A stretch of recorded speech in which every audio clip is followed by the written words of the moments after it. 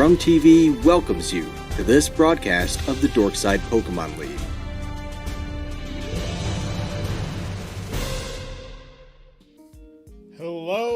Hello everybody. Hi.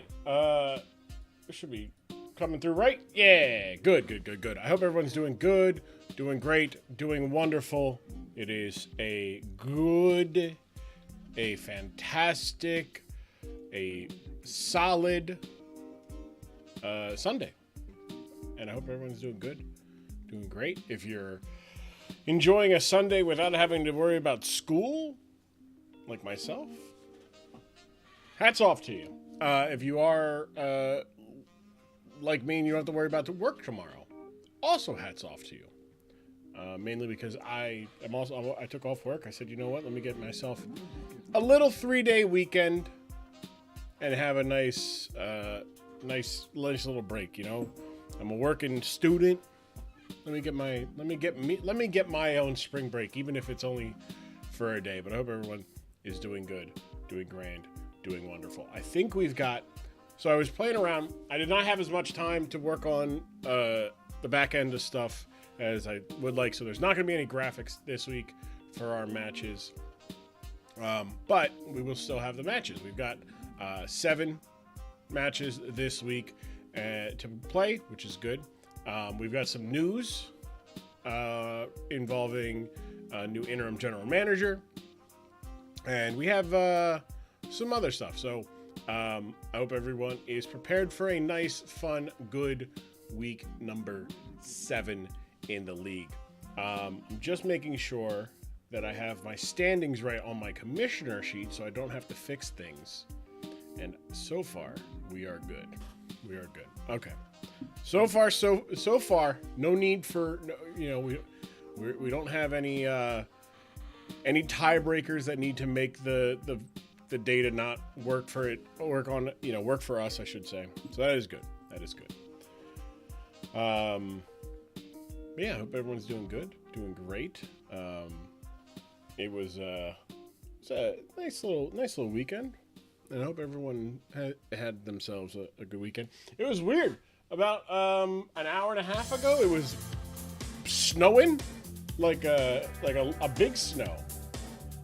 About an hour and a half ago here in the Philadelphia area, which was crazy, because early in the day it was like just cold but sunny, and then it went from sunny to like a squall for about, I don't know, 45 minutes.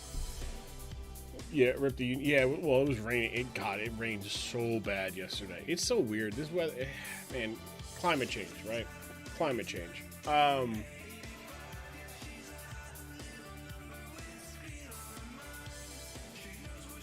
Climate change.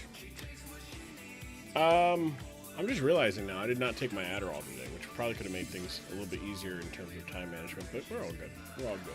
I hope everyone's doing good, doing great. If you guys haven't yet, I hope you enjoy. Go ahead and give a watch to the newest videos on the YouTubes. We've got my battle against my week 1 battle in the UNPL D League, and week 8. Hello there, Snyder. How you doing? There we go. Did I say Snyder? That's Cinder. That says Cinder. I can't read. We're live on YouTube, live on Twitch, by the way. Like on both. Subscribe on YouTube, because I don't have affiliate status. I said no to that. Thank you. What number is my match? Johnner, it's the last match of the night. Match 7. So I think that first one is my week 1 match in the UNPL, and the one I just posted is the week 8 battle. It is the best number. 7 is a really good number. It's a main event number. But yeah, so just quick housekeeping, and then we'll get my colored commentator in here. But yeah, so Fridays we'll aim to have the UNPL D League videos out. We will not have a UNPL main league. Cinderstar, too sweet, we think we're called. We will not have a main league Wi-Fi league next week due to winning by forfeit. And then we will have I guess in like 2 weeks, right? I think 2 weeks. The BBRD leagues will go up on Saturdays. So that'll be that. I don't know. That's fair. Yeah, I don't, man, like last week was a long week. I don't think we, did we put, we didn't. I didn't put it, yeah. So there's no predictions for this past week, but that's okay. That's all right. We can just get right into this slate of games and watch them after we break down a little bit of the preview of the 6. But yes, as I understand it, the Bloodline was convening today and this weekend, so there won't be any Bloodline general managers this week. So if you're pro Bloodline, I'm sorry. If you're anti Bloodline, congrats to you. I don't, that's you doing you, boo boo. Yeah, boo indeed. Let's go get our color commentator, the expert when it comes to all things upon the Roy G. Biv. Sandy J, my guy. I know some colors. That's right. There we go. There he is. There we go. Sandy, there's our color commentator. We're back on Sunday, Sandy. I know that during the week has been throwing you for a loop because it's been throwing me for a loop too because I've just been like, yeah, we're not doing it this week. Well, I also went back to work. Oh yeah, that's right. Yeah, that's right. You're back. I was worn out. Yes, that first week back can be a lot. Cause you do like 14 hours shifts, right? Or am I? No, I just do 8. Just 8. Okay. I wasn't sure if the first week was like extra longer just because it's first week back. But Sandy, I've told you, Sandy, by the way, my apartment is like right next to a golf course, right? Have I said that? I don't remember you saying that. Okay, well, I am by a golf course. Like I can see the golf course through the window, right? Wait. And because it has been nothing but raining the last like month and a half, everything is just soaked. The poor grounds crew guys, I'm watching them like just splash around on the greens and on the fairways because the water is, their grounds are so saturated.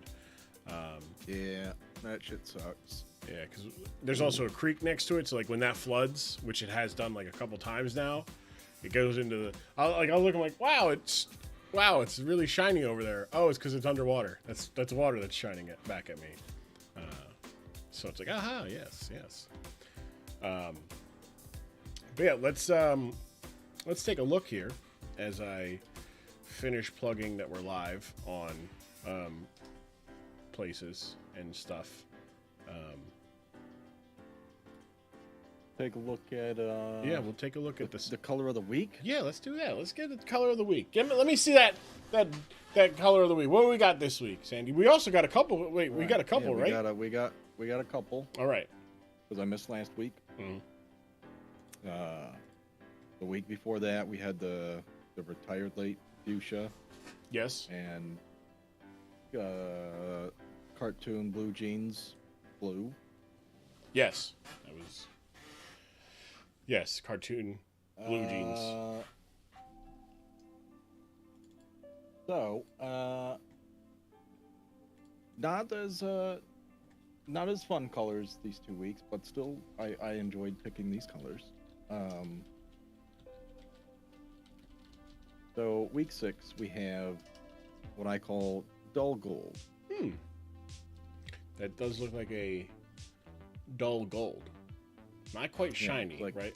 But definitely gold. Yeah, well, I mean, it's like it would be gold if it had like the little shiny streak on it or something. Mm-hmm. But since it doesn't have like any extra, to me it's just dull gold. I like it. I actually want to. What's that? B28. Okay, because I just like that color. It looks like a good trophy color. Yeah, You it's know? a good color. It just needs like I could Photoshop the shiny shine onto streak it. detail. Yeah, I can Yeah, Photoshop that on there. It'll be then it's shiny gold. Yeah, it's like if you draw a balloon without the little triangle shine on it, it's like, eh. Right. It's a good one. And then What we got for week 7? Week 7, we have, I call it clay blue. Okay. I like it. Because it kind of reminded me of like the original like Minecraft kind of clay block color. Oh, okay. Yeah. Kind of had that feeling for me. Yeah, definitely. Like looking at it, it's very much like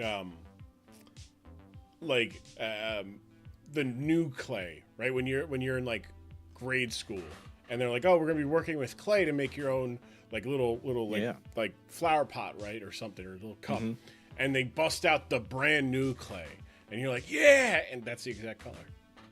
Yeah, That's the exact pretty same nice color. It is a good color, and I know it smells good and does not taste good though. Does not taste good.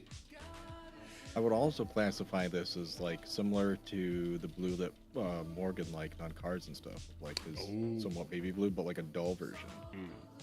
So it's the Freeman blue. I would consider this like a dull Freeman blue. Yeah, no, that's Recent. good. That's good. Well, thank you, Sandy, for this week's and last week's Colors of the Week. We've got 3 more before the postseason. Are you going to continue the Color of the Week into the postseason, or are you going to play it by ear? I have through week 10. Okay. So maybe we see color. I mean, maybe we don't. We'll see. Maybe we play them by ear. We'll see. Play it by ear. I needed to see what the schedule was going to be like to see what kind of colors I needed. Right. Exactly. Okay. Good. There we go. Perfect. And we just got done. There. Perfect. I've crafted the tweet. I posted where we're live at. We're ready to take a look at where we're standing at the end. Going into this week. But first, I need to make one adjustment because there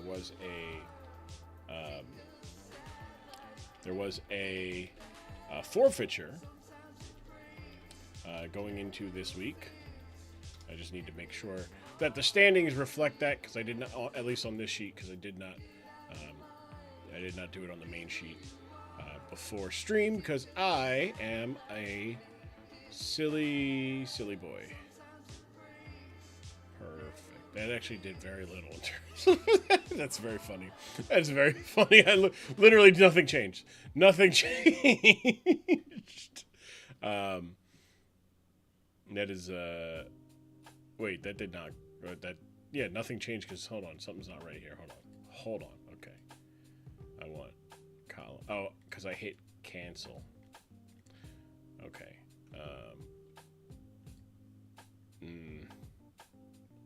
Okay, wait. Something's not right here. Hold up. Why is this not doing... Brother, what is going on here?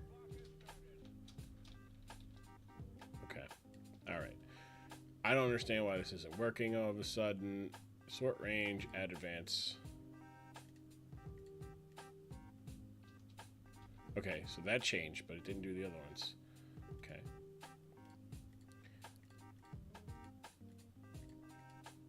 Okay.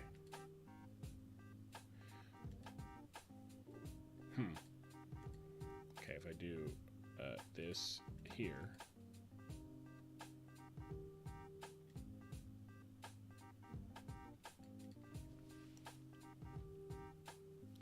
That's not right.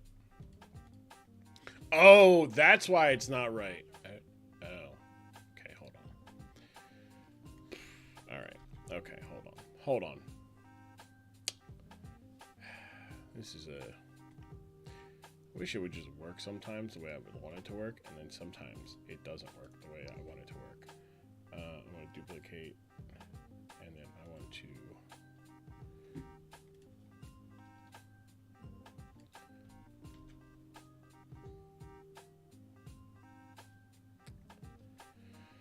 Okay, so, uh-oh. All right, whatever. You know what? We'll do it at the end of it. We're going to do it at the end of it because now it's become too much of a thing, and I don't understand why it is being as complicated as it wants to be. All right, cool. Let's put this where I need to put it here. This is really weird. Oh, I know why. Hold up. Hang on. Okay. I forgot to do something.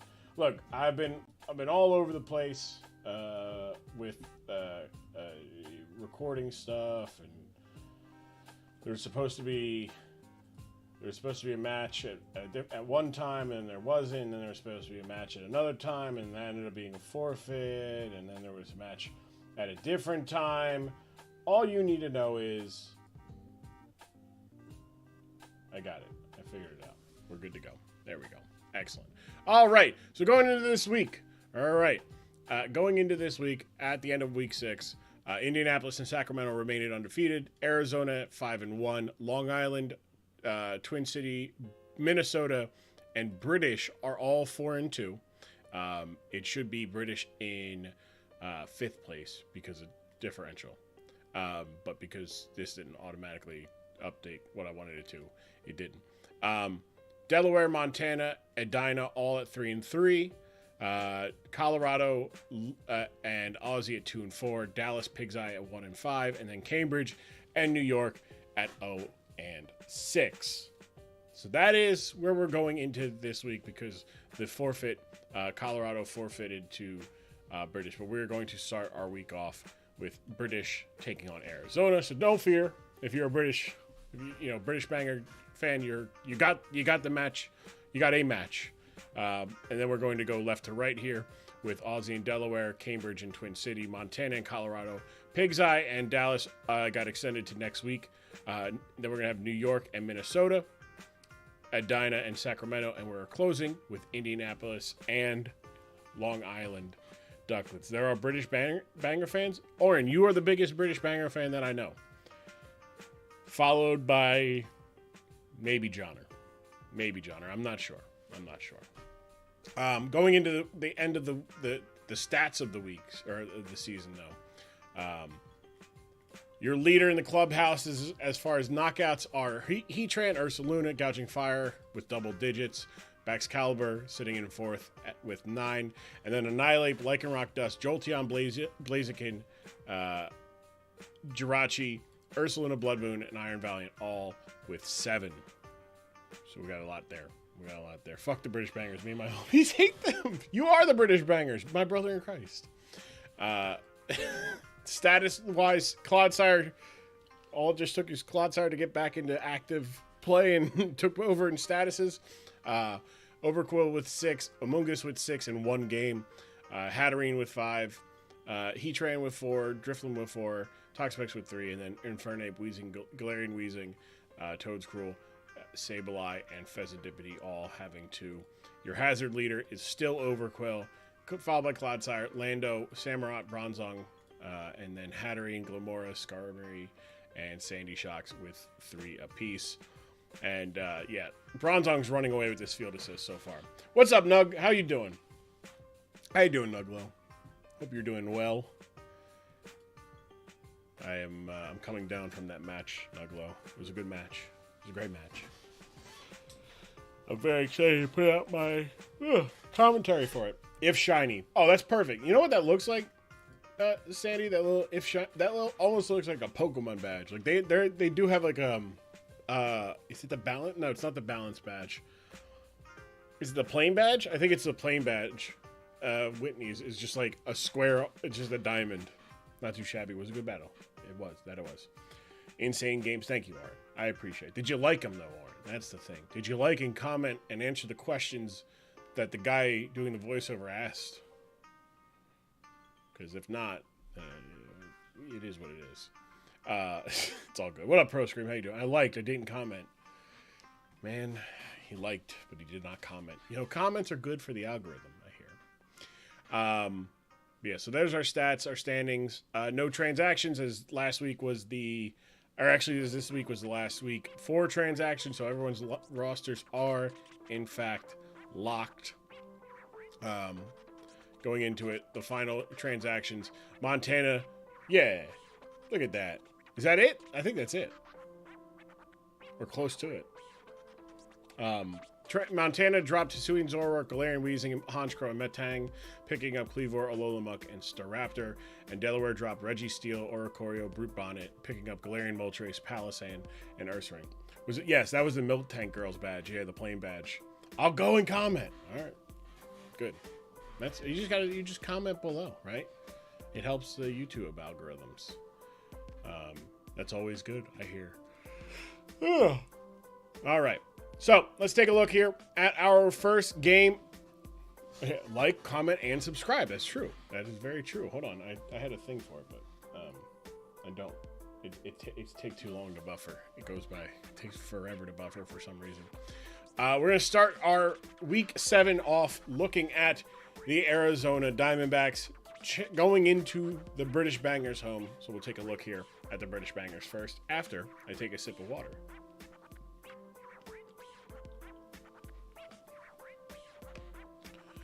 We got Tiny Tom, the Great Tusk with the Assault Vest. Oh wait, where's my commish sheet?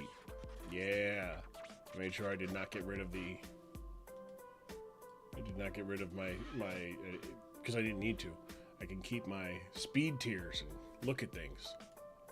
We got AV Great Tusk, Close Combat, Headlong Rush, Play Rough, and Close Combat, Max Attack, Max HP. Obviously, after a Rapid Spin, you'll be at 315, which is not bad. That'll actually get you, where's my base positive speed? There we go. I mean, 315 makes you faster than everything above you. Annihilate, Chi-Yu, but then Raiku's still faster. But still, nice. I love Great Tusk. AV Great Tusk is real good. I almost would have put, the attack is great. I mean, the attack is... Actually, Great Tusk, not bad this week. Arizona does have a ground... Not a ground weakness, but not a ground strength. So it's exploitable. So it's pretty good. And the coverage is pretty good here. Following that is Lincoln Bork. We've got Max Attack. We've got Jolly Natured, Lycanroc, Choice Scarf. So interesting. Choice Scarf at 333 is going... Oh, wait, that's not the right... Hold on. For some reason, that wasn't right. 333 gets it faster than the Chi-Yu without the Choice Scarf, but does let it remain faster than the Scarf to Chi-Yu. Close Combat, Stone Edge, Accelerock, and Drill Run. All good moves. Stone Edge is the only one that doesn't get the Tough Claws boost. Pretty good stuff. Gremlin making the debut. Focus Sash Grafia with Prankster. Encore U-Turn Knockoff and Toxic. Max Defense, Max Special Defense. I think one of them should have been into the HP, just for general reasons. But Prankster Toxic, great. Prankster Encore, also great. And then U-Turn. The problem is it's like HP and speed for the Grafia tend to be what you run because you want to be faster even without the Prankster. Grafia was the second fastest Pokemon, fourth fastest Pokemon overall at 256.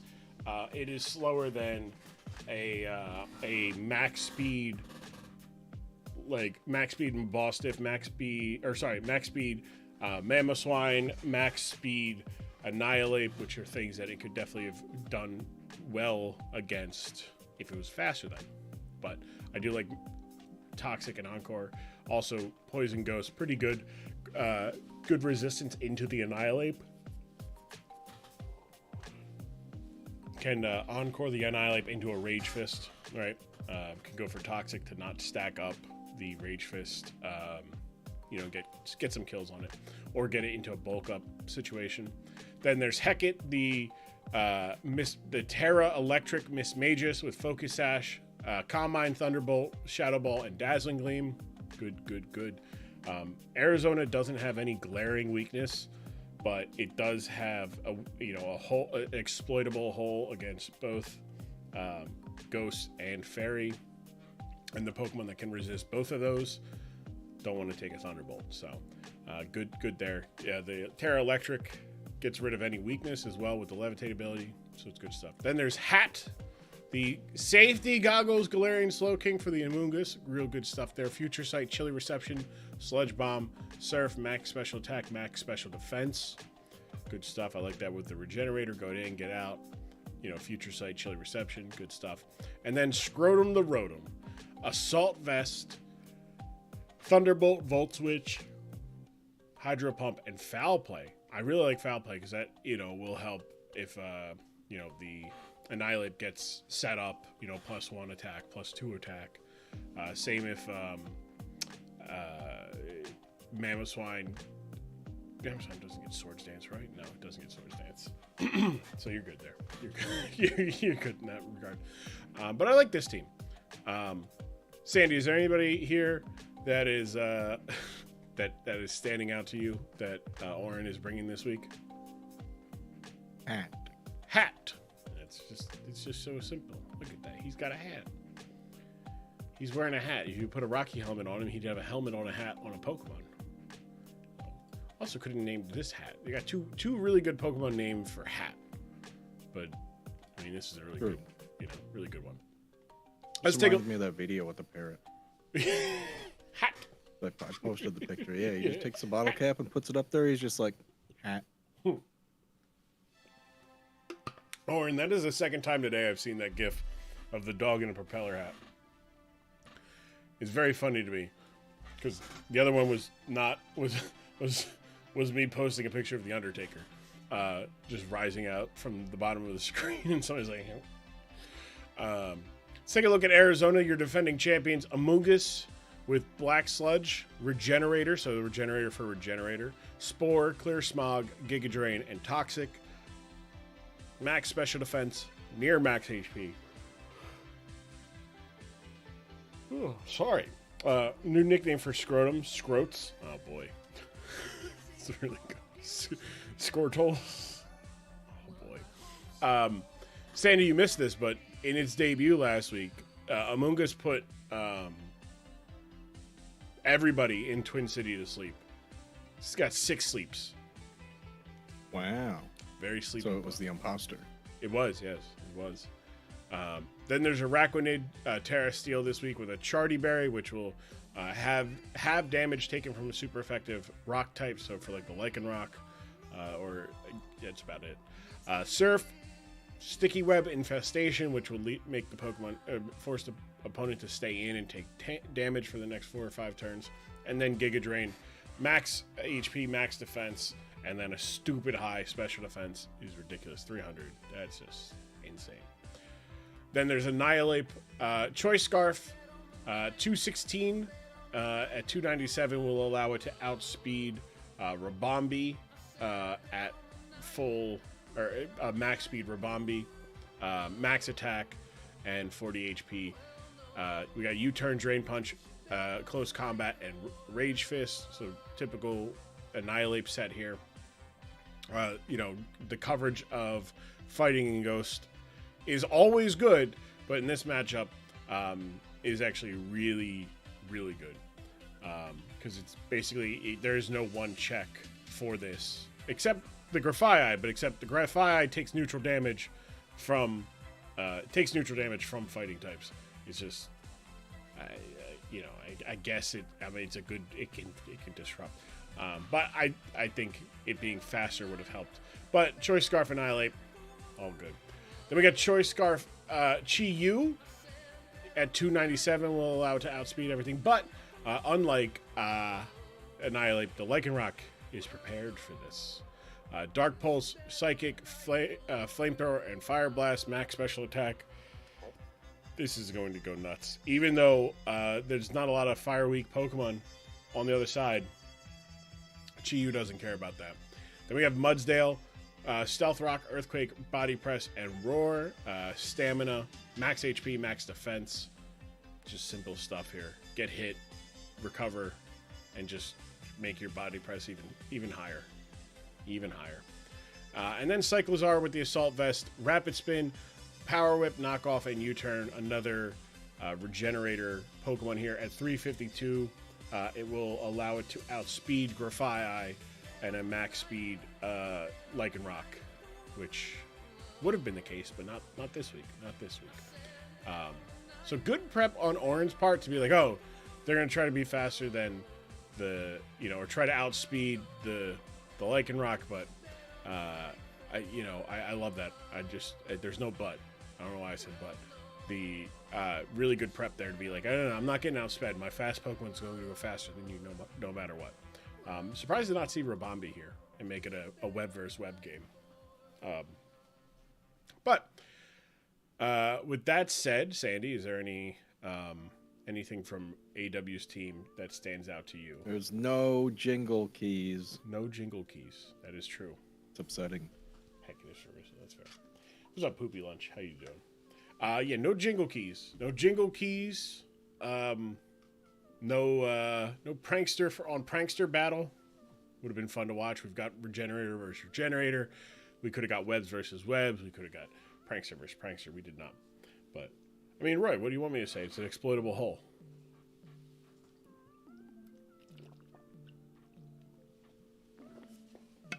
Making that's fine, Orin. We'll watch this, and then when you're because I don't think we're not going to be joined by AW. There was a bloodline meeting in the deserts of Arizona, right? They regrouped. Okay, they regrouped following the week that was. I mean, it really was only Montana that lost, but still. Actually, I think Montana won last week, right? So. No, yeah, they did. Yeah, web versus web, exactly. Spider-Man meme. All right, so here we go. We're on slow. Good. Play with the sound off. Here we go. Leading things off. We've got Miss Mages leading for British and Annihilate leading for Arizona as a U-turn comes in as Gremlin takes that on the resist. As Cyclozar is going to be able to Terra Steel immediately. And lands the knockoff, getting rid of the Focus Sash, as Cyclozar will be encored into knockoff, being forced to leave. Araquanid will take a U-turn. I feel like this is not like slow. I feel like this is like less than slow. Okay, I should say it was fast. This is around what I want. So. Miss Mage is going to Calm Mind, swap out for the Galarian Slowking to come in as the Amoonguss is primed and ready to go for a Clear Smog, not a Spore, but does not do a lot to the hat. Reveals that the hat is not leftovers, but Cyclozar comes on in, Terra Steel, as a Future Sight comes in, and we'll be mindful of that. But a knockoff does big damage, knocks off the safety goggles as the Galarian Slowking goes for a chilly reception and gets out the slow momentum, allowing Orin the opportunity to have some momentum here. There are no ground resists, or there's one ground resist, and it is the form of in the form of the Araquanid.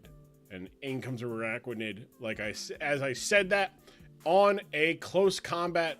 So that is going to be a good resist move there. Araquanid can threaten back with a Giga Drain. As Araquanid takes a lot of damage. Good lord, 51% from the Future Sight. Which allows the Great Tusk to take the Araquanid down. British gets the first knockout of the game on turn 10. Sorry, turn 10. They can't. Chi-Yu's going to come in. Chi-Yu does have the Choice Scarf. Chi-Yu does have the ability to outspeed as Scrotum the Rotom comes in as a check. Takes the Psychic for a little under 40%. It's going to be at 61% there. It can take another 2 hits here as Chi-Yu and AW are going to decide what to do next, which was switch out to the Amoonguss because, hey, why not? There's nothing doing there. The Hydro Pump hits for about 18 damage, though, not much. Amoonguss is going to be able to get some health back with the Black Sludge, as Scrotum is able to go for the Volt Switch, but it should be noted, there is no safety goggles. There is nobody on the team for Orin to switch into to protect themselves from going to sleep, so somebody's going to sleep, and it is the Gremlin, whose purpose here is very minute at this point. It's very it's got low health, and it's not fast enough to outspeed some Pokemon, so just get to sleep so no one else can get put to sleep. Very smart call. Leads to the Galarian Slowking to come out against Chi-Yu, who does have Dark Pulse, who will go for a Dark Pulse. Hits a Dark Pulse, which does a lot to Scrotum, and then you just gotta let the Scrotum go. Big hit to the Scrotum. Don't you hate when your Scrotum gets hit big like that? Right, it's the worst. It's the worst. Painful. So it's going to be 5-5 now, but out comes Lincoln Bork, who can threaten with a Accelerock, but there is a try so hard, but will it matter? No, it will not, because this they miss. The Lincoln Bork misses as the Mudsdale. There's an oversight potential here. So there's no real good check for the Mudsdale. Mudsdale kind of goes unchecked here. Hecate had the ability to kind of wall it, with Earthquake and Body Press, but now won't be able to, as Hecate will be able to be hit with a Body Press. As the Shadow Ball lands for a quarter of Cyclozar's health, the Cyclozar outspeeds, so it does not go for the knockoff. Interesting enough, it goes for U-turn for a good chunk, a good third there. As Amoonguss again, especially defensive invested, tanks that Thunderbolt. Really risky move there with Mudsdale being out, or being able to switch in. Just go with the Shadow Ball still. Into the Chi-Yu. The Chi-Yu is going to be able to take this. Goes for a Calm Mind. Smart. Good call there. Stops for the Calm Mind. The Graphite is still asleep, so there's not much that can do, but it does not matter, as a Chi-Yu nuked just clicks the big boom. Big old Fire Blast takes out a +1 special defense Miss Magus, and is in pretty good position here at full health. And there's no rocks on the other side, so there's no chip, there's no punish for coming in and coming out. Mudsdale tanks, eats the Headlong Rush, defense goes up, so he's going to be able to eat at least 2 more of those, allowing the Great Tusk to decide what they want to do next. Switching out to Gremlin, who is going to take some rock damage and get put to pasture, because that there's nothing that it doesn't want to take that. It doesn't want to take the Earthquake. So that's Mudsdale's that's a first knockout for the game for Mudsdale. It is 3-5 as the Bangers are looking tight. They don't have a lot to deal with the threats remaining. Cyclozar's Regenerator, as well as Amoonguss's Regenerator. Hat is just going to hit a Surf that does a little bit of damage. Not a lot, but a little bit. Knockoff does super effective damage, but doesn't do nearly as much as it before, because there's no item. Cyclozar is going to get off another attack here relatively for free, as Future Sight goes up, and Hat is going to revenge back with goes with a Chilly Reception to give the team a little bit more momentum, get a clean switch in, as Great Tusk will come on in. We'll see who gets the switch in. Either Cyclozar goes down here to a close combat or a Headlong Rush, or the switches into Amoonguss. Amoonguss, who takes a Headlong Rush for big damage. Good lord. That is a lot of damage. And Amoonguss is going to take this Future Sight and go down. So Galarian Slowking able to get a kill this week. But it's going to get tight here as Tiny Tom -1 in both defenses. Going against the Chi-Yu, the Chi-Yu can just kind of click. It can click Flamethrower and be pretty all right here. Instead, it goes for Psychic. Psychic takes out the Great Tusk, and then it's down to a 2v4. But that one can kind of go a little nutty. Except there's a Mudsdale on the other side. So Lincoln Bork is going to be kind of walled a bit by this Mudsdale, who can, again, click the fun button, which is probably going to be Earthquaker or even Body Press, as close combat only does 30%, giving it a +1 in its defense because of the stamina ability, and recovers some health there.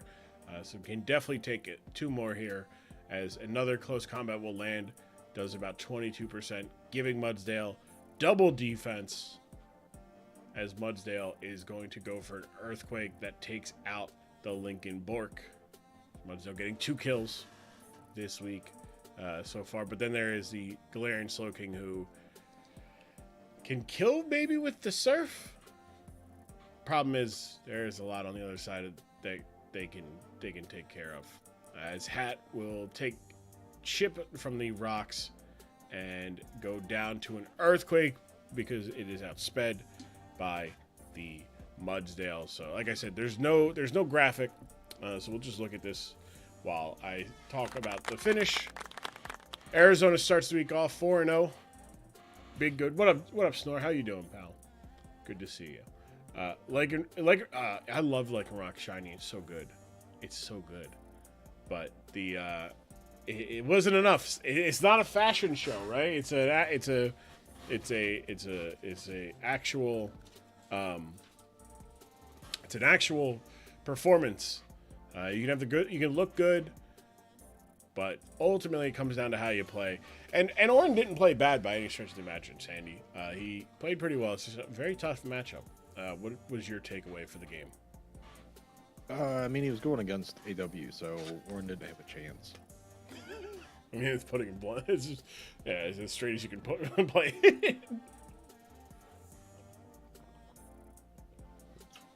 Yeah, and it's not like he had much of an answer against the Mudsdale, because for reference,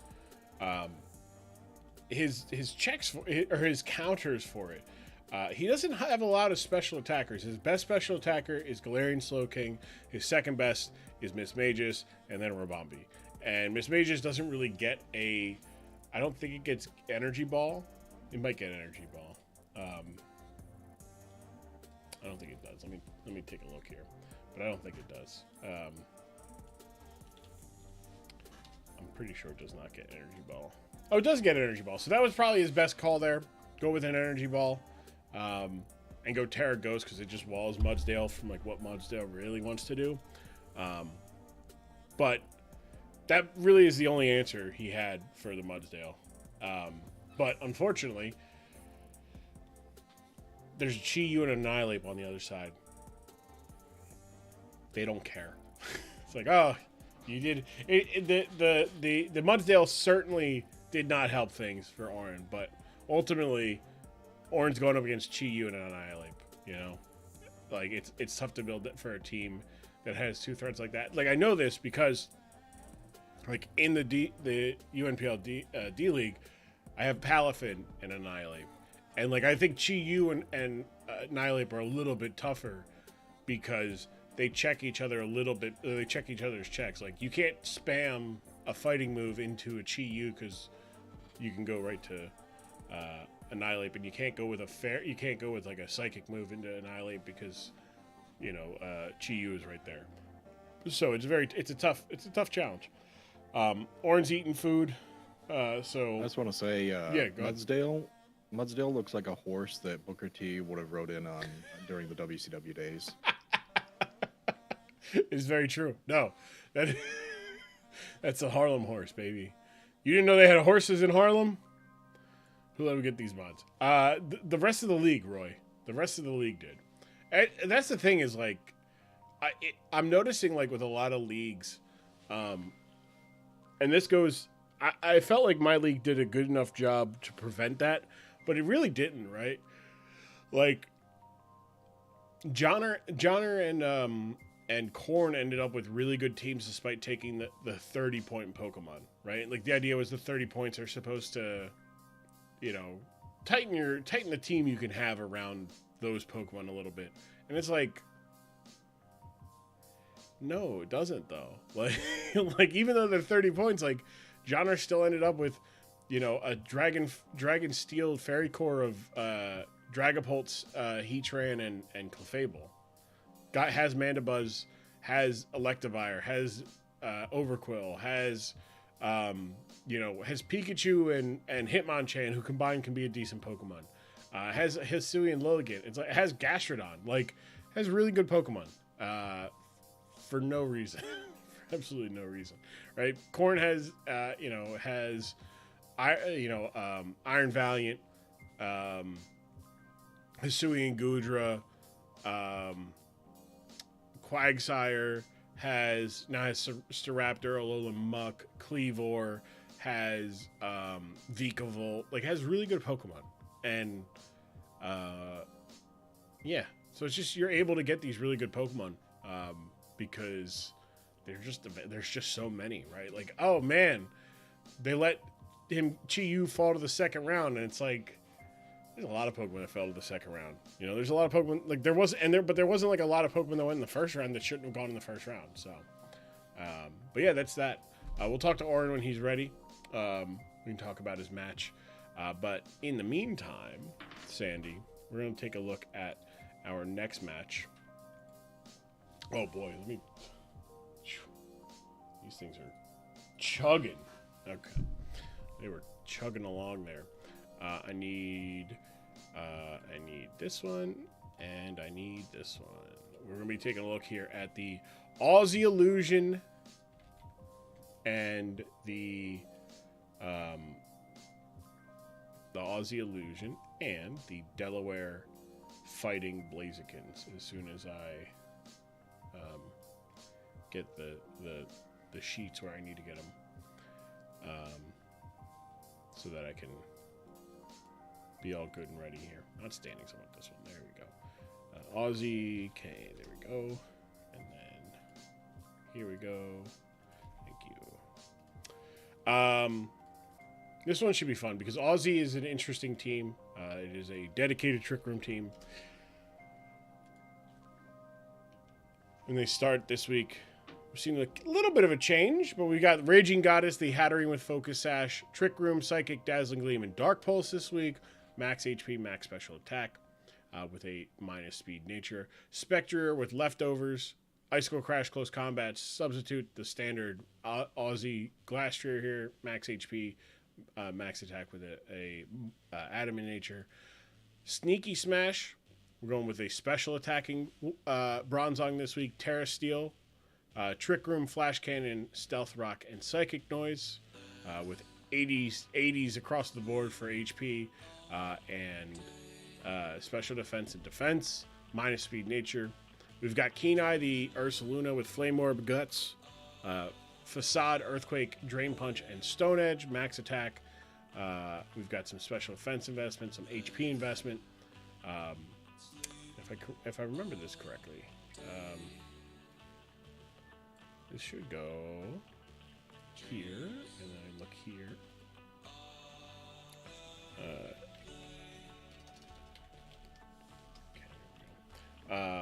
Speed wise, I always gotta like do a negative one, right? I always gotta I gotta do a max one and a min one because of this darn no, not neutral, negative. So 105 actually, if Hob were to bring Ursa Ring will actually outspeed Ursaluna. A minimum speed Ursa Ring outspeeds this Ursaluna at 105. I spelled Palisand wrong, apparently.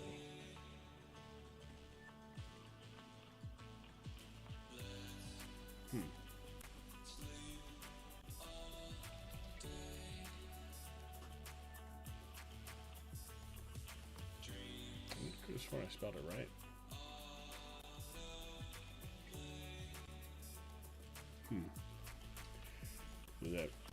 anything? It did. Okay. Weird. Very weird. Then we got Fruit Bazooka, the Volcanion with the Assault Vest, Steam Eruption, Flamethrower, Earth Powered, Flash Cannon. Standard. I love Volcanion. That's a good Volcanion set. Good spread too. Max HP. Max Special Attack. It's got good defensive, stats without too much investment. And then, does anyone feel that? The Slowbro with Heavy Duty Boots and Regenerator, Trick Room, Flamethrower, Psychic, and Shadow Ball. So returning to the roots of 3 Trick Room setters. We're seeing Hatterene having some more attack here. I think last couple ones have been HP and one of the defense, like special defense or regular defense. So it's pretty good there. So we got 3 attackers in the Trick Room and 3 setting up in there. Volcanion will be outsped, but wait.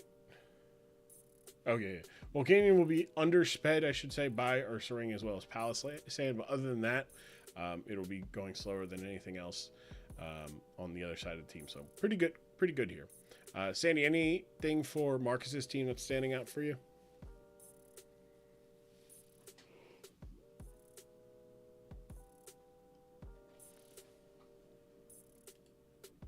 Okay. Sorry, I thought who let these? I thought I was reading Roy's message again. Trick Room didn't see that coming. No, never see that coming. Never see Trick Room coming. They never see Trick Room coming. We've got Blaziken with Focus, Sash, and Blaze. Wait a second, maybe we do. Maybe we are seeing it coming, right? Swords Dance, Close Combat, Protect, and Temper Flare. Max Attack, Max Special Defense, and some HP investment. Notice already off the bat, we're not investing in any speed investment because we were already faster than everything on the other side of the team. Same with Alola Ninetales here. Light Clay, Aurora Veil, Blizzard, Moonblast, and Encore, like that. I feel like this was a really good week potentially for Marcus to bring the rain, to play into this strategy of like, oh hey, you're gonna go against us, you're gonna be slow, you're not gonna invest in speed. Gotcha, right? We got you, bitch, but unfortunately not the case. Back shots, Swords Dance, Icicle Sphere, Scale Shot, Ice Shard with loaded dice, Max Attack, Max Special Defense. Then there is Smiley Face, the fucking Assault Vest, Jirachi, Iron Head, Thunder Punch, U-Turn, and Drain Punch, Max Attack, Max Speed with an Adamant Nature. I Hate Sand, the Palisade with Rocky Helmet, Shore Up, Stealth Rock, Giga Drain, and Shadow Ball. Max HP, Max Defense with a minus speed nature to outspeed shit. And then there's Jellyfish Jam. Nah, hold up. Can we open this up? Will this open up here? Will this open up in here? Thank you. Please. There we go. That's what I've been doing for the past 10 minutes. It's the fact that it's old Booker T is also like as in elder, this is current day Booker T. But he's got the Harlem heat on. Yeah, it's so good. I mean, his boots look somewhat like they cowboy. That's so funny. Well, he had his leg in that position. I was like, that's the perfect picture. Perfect. Here we go. That's so good.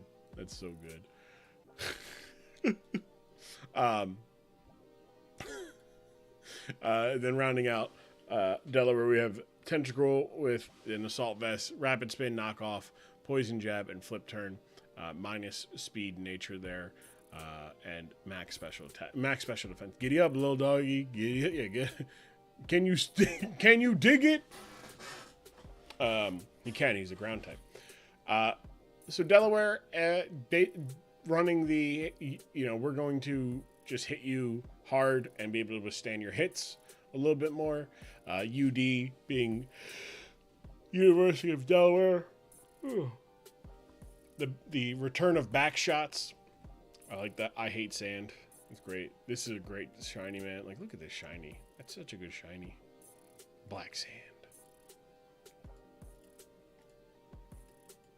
Could have been. What could have been. What could have been. So let's take a look here at the game itself. Let's make sure we're doing a little bit of a... I feel like really... Yeah, okay, we're good there. So leading with Fruit Bazooka, out first for Aussie, and leading for the Delaware Fighting Blazekins will be Jirachi. Jirachi with Serene Grace obviously can be a pain in the ass, but Fruit Bazooka will tank a U-turn. Hobbs Anakin's Maybe. Flamethrower going to do just as much. So both Pokemon losing 9% of their health. But interesting. Got a little nervous there. Jellyfish Jam going to be able to go for a knockoff, as I think that was interesting. Interesting play there. Probably expecting a Toxic, but going for a Pokemon that could be Toxic as well. A little interesting there. Slowbro though is going to get poisoned. Get up the Trick Room. Does not have its heavy duty boots on. Does have Regenerator. Could switch out and get some of that health back that it's lost.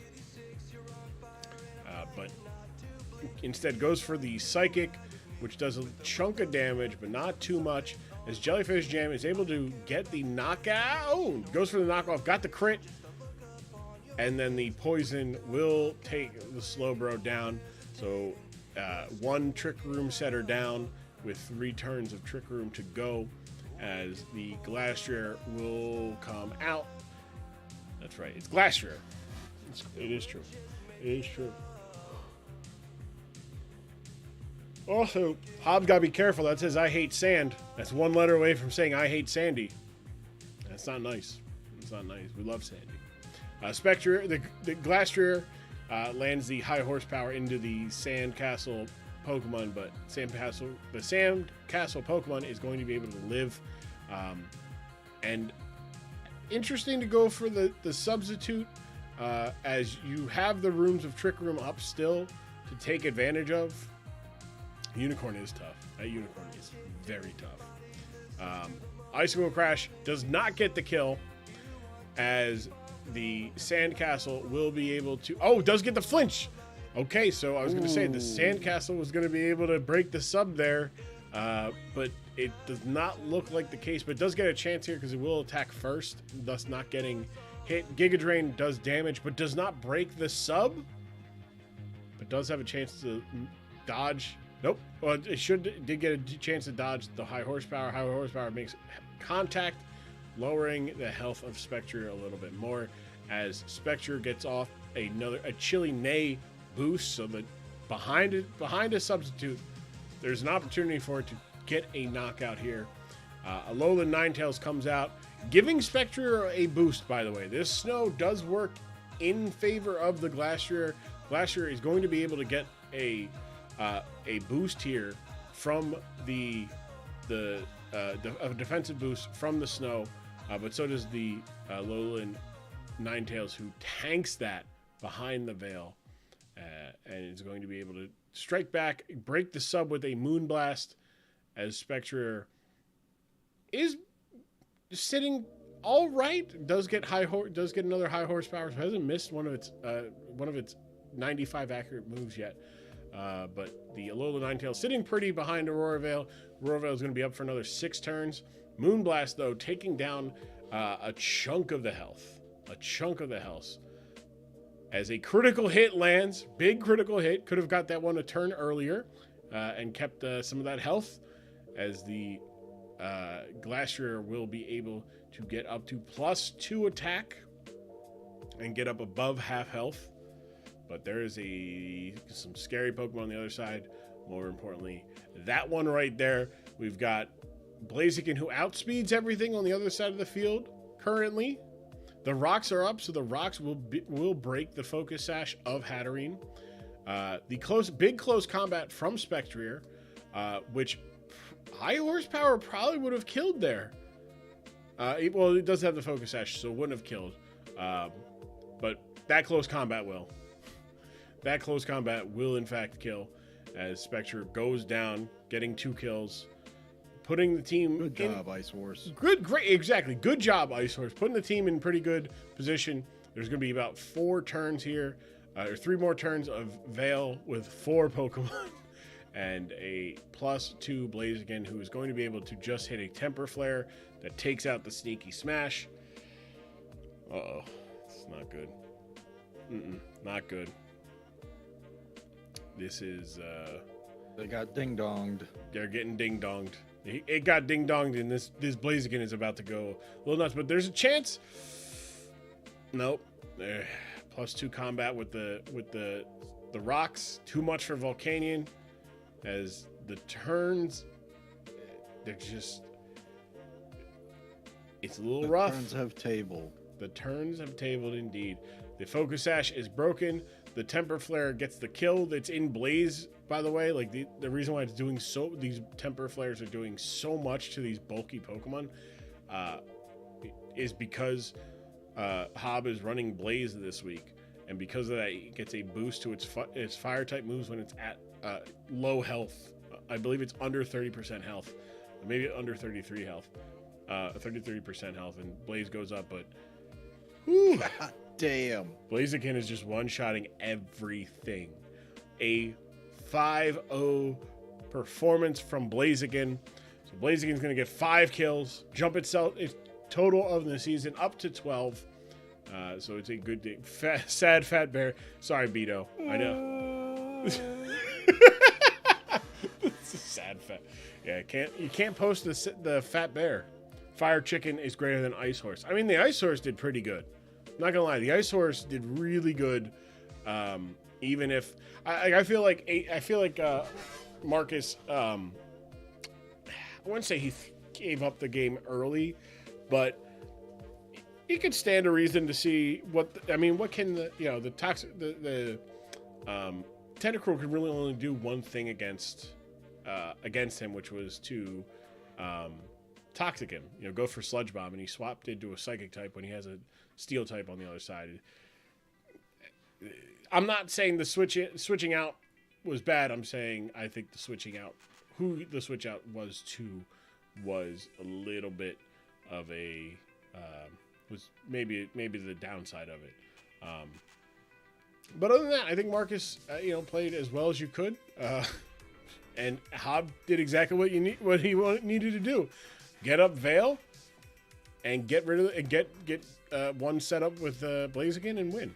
Because especially when you see those 6, nothing would beat me. Nothing would beat him. Beat me, beat him. Just wouldn't. Let's get Hob in here. Sandy, if you have anything other than the sad fat bear noise. Yeah. Anything else from this battle stand out to you? I mean, these are the ones I love seeing. Like when you actually get your sweeper set up and just like, all right, send in the next one. It's good because you get to see like, oh, this is what they're talking about, right? This is, love a good 5-0 performance. I feel like I'm still waiting to see Annihilate do this, but it's true. That's true. Hob, come on in, bud. General Manager Hob of the Delaware Blazikens, Fighting Blazikens, back in the win column. How does it feel? It feels good. Hopefully, I'm a little bit clearer this week on the mic. You sound so far so good. Had a couple tough weeks. Felt a little under prep for Basque, got a little unlucky against Indianapolis, and so it felt good to kind of come in against a team where they do one thing, they do it well, which makes it tough running calcs. It's you look at Ursaluna hitting everything hard, so that kind of where it came in this week was to get in. I did exactly what I wanted to do this week, actually. Look, and sometimes which was get in the Blaziken with Sash. Yeah. And when it does happen, there's nothing better. There ain't a better feeling. Speaking as somebody who got to do exactly that today in this battle. When you're able to do exactly what you like, hey, if I can get this, if I can just do this, I think I win. And then it turns out, yeah, I do win. Sandy, do you have any questions for Hob? Yeah. Do you also see the big toe pillow behind Grum? I think so. Yeah. Oh, wow. It does kind of look like a big toe. It did look like a big toe. It does look like a big toe. It does look like a big toe. Yeah, wow. It's like, am I seeing things? I was wondering where the hell you were going with that question. You're like, do you see the big toe? I'm like, big toe? What do you mean see the big toe? So okay, yes, it is a little smushmallow. That's the one. That's what it was. Smushmallow. It's a bunny. It's a bunny smushmallow. Oh. Yeah. So Hobbs like, no. Oh, wait. And I was like, yeah. Hob, were you? It looked like you obviously brought a very heavy or just to play the Trick Room team. If Marcus decided this week to bring the Rain team, how are you going to be prepared for that? Like with that 6. It was a thought because actually when talking with Cornman this week, we were just having a little bit of prepping together, and he was like, it'd be a really good week to bring Rain against you. And I was like, I'm just gonna prep for Trick Room, and if he brings Rain, Roar of Veil, Excalibur, Swords Dance, it's still there. It's even with his Rain, still does something. And Palisand still would do decent, it gets water compaction. Tentacruel still does great. It still is we'll be able to take special hits, because Walking Wake could have been a little trouble, but Tentacruel just walls Volcanion, which would be a big threat. Palisand would take physical hits well. It wouldn't have been fun, but I think there was still enough there, and even without, he doesn't have very many fast Pokemon to begin with, so as long as I didn't zero out everything, that's why I only really had a couple negative speed priorities. Mm-hmm. Just because his team is so incredibly slow, which I was thinking of trying out some really crazy stuff, because I just learned looking this week of an item, if anyone's out there, I think it's room service. Oh, yeah. Which will... Yeah, so I was doing calcs out, and I was like, okay, what if I got room service on Excalibur and Trick Room? And it's even -1, 0 speed, negative nature, not even coming close to being slower than anything he would be putting out in Trick Room. So yeah, it's tough because you don't run into anything that actually, or he runs it. He runs such slow Pokemon. It's not like he runs Trick Room occasionally. Yeah. He's no, these are definitely Trick Room Pokemon. They definitely are the slowest Pokemon you've everything's ever 30 base speed. Yeah,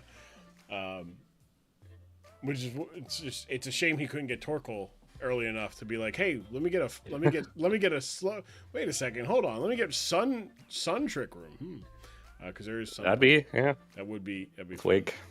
But yeah, next week you take on the opponent known as I just was looking at as Cambridge. You're taking on Roy Johnson, who's a battle we're going to watch next. How are you? Last year against Cambridge, you fell victim to the Play of the Year. Actually, I should not say you secured the Play of the Year. Are you going to repeat that this year? I honestly don't know if I'll ever top bringing that. Rocky Helmet into Population Bomb was just something I should have tried to repeat last week, but I honestly would have to look at the Pokemon he has to see if there's anything that's that fun. Mm-hmm. It's starting to get some cooking up. Actually this week, I was looking at what would happen if I ran Sticky Webs against his Hatterene to Magic Bounce Sticky Webs back on myself to lower all of my speeds in Trick Room. Somebody... Oren can confirm that. I feel like Oren last season, when facing Marcus, we thought about running Spide Ops against and just throwing Sticky Webs into the Hatterene and then just outspeeding everything. But I don't think it ever came out. Didn't Hobbs still lose even if that play of the that play of the year? Yeah. But look. Very few remember the result of the actual game. Most remember the fact that a poor mousehold murdered itself on a Corviknight, and then Hob just that was- hit I think Roost. That might have been the most disrespectful part where you're like, yeah, okay, just like I'm gonna Roost. I think that switch-in might have been my actual first play of the entire season I played, was just bringing in Corviknight against the Mousehold. So good. Because Pat was my first game Yeah. after I took over for Boston. I'd say I lost that one. It was close, but I also didn't have the full team I wanted yet. Mm-hmm. Yeah, I think the following week is when you got you picked up Excalibur. Yeah, I wonder if Hob renames it Baxcalibur Sexy Back. People can wonder if Hob is bringing Sexy back. So I'll ask you, Hob, next week, are you bringing Sexy Backs? Sexy Backs will be there. Yeah, I mean, it's not to give away. So I think I've had 4 of the same Pokemon come every week, and Baxcalibur's been one of them. Yep. I mean, look, it's been working. It's hard to deny the results, Yeah. But Hob, thank you. Yeah, right, exactly. If it ain't broke. Hob, thank you for joining us. Congrats on your win, and we look forward to seeing your match next week. Thanks for having me. Absolutely. Let's take a look at Hob's next week's opponent.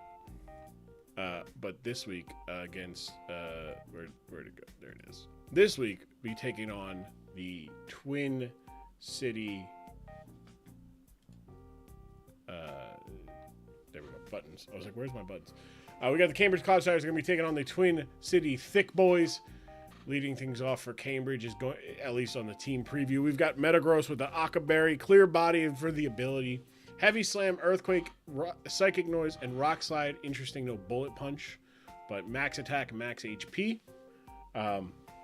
It's just good coverage for this matchup. Akaberry for the Infernape, but really, good stuff there. Heavy Slam will hit non-Terra Comfy. Will hit non-Terra Comfy. Will also be able to hit the Iron Boulder for super effective damage, as will Earthquake. Earthquake also hits the Archaladon for super effective damage. Psychic Noise, good coverage. Can actually fuck with the Marini and the Toxapex pretty well. And then Rock Slide, good coverage there. So I like that. Then there's Quaquaval with Life Orb, Moxie, Ice Spinner, Aqua Step, Close Combat, and Aqua Jet. So 4 moves of Doom. Very simple there. Max speed with a Jolly Nature. So it'll be pretty fast after one Aqua Step. It'll be faster than... Yep, with one Aqua Step, it'll be faster than a Kilowattrel. So that'll be good. Or not, faster than the Iron Boulder. So good stuff there. Good coverage as well. Pat's team, as water strong as Ash's team is, there's a lot of redundancy. You're not going to bring both Marini and Toxapex. Samurott could be a good bring. Rillaboom could be, but at the same time, Aqua Spinner to get rid of the Aqua Spinner to get rid of the terrain, as well as hit Rillaboom for super effective damage. Close Combat to hit the Samurott and the Archaladon for super effective damage. Doesn't have much for the Toxapex. That's what Metagross is for. That's what Clodsire is for. You can see we're pretty good there. Kilowattrel, Terra Water this week. Heavy duty boots with Volt Absorb, Thunderbolt, Terra Blast, Hurricane, and U-Turn. Interesting to see Terra Water Terra Blast, but because unlike I guess Hurricane does hit, but the Archaladon kind of walls this, but it's okay because there's other Pokemon that can deal with the Archaladon on this team. We talked about Quaquaval. We have Regice, Rith. I'll be back a bit, Grum. Okay. With Assault Vest, Ancient Power, Flash Cannon, Thunderbolt, and Ice Beam, max defense, max special attack, and then you have that fat, insane special defense with Assault Vest. I'm surprised we didn't see the investment into just HP in general, but again, you have pretty good HP, so why not? Very solid HP. Good stuff there. Terra Steel as well. We're finally seeing it, because I don't think we saw it last week. Did we see it last week? I don't remember. I don't think we saw Terra Regice last week. Light Clay Grimmsnarl with light screen reflect Dark Pulse and parting shots are going for on this special attacking side, which makes a little bit of sense. The special defense of Twin City is lower than its regular defense. And then Clodsire here, the face of evil, Black Sludge, Water Absorb, Stealth Rock, Toxic, Earthquake, and Recover, max HP. Not near max HP, max special defense with a careful nature. Very strong this week. You have two really good special defensive Pokemon. When Regice tears into a Steel type, it's got a better defensive profile than Ice does. So and then Metagross, I believe, was max defense as well. No, wasn't, just max HP, max attack. Which is interesting going up against a special or physical attack is more of Twin Cities' strong suit. So it'll be kind of interesting to see how that plays out for Cambridge. Taking a look here at the Twin City Thick Boys. We have the Boulder, Choice Scarf, Iron Boulder with X Scissor, Psycho Cut, Earthquake, and Mighty Cleave. X Scissor's an interesting move, I guess, for the Meowscarada. But you could run close combat. It'd be a little bit. But I like Mighty Cleave, I like Psycho Cut. Earthquake's good.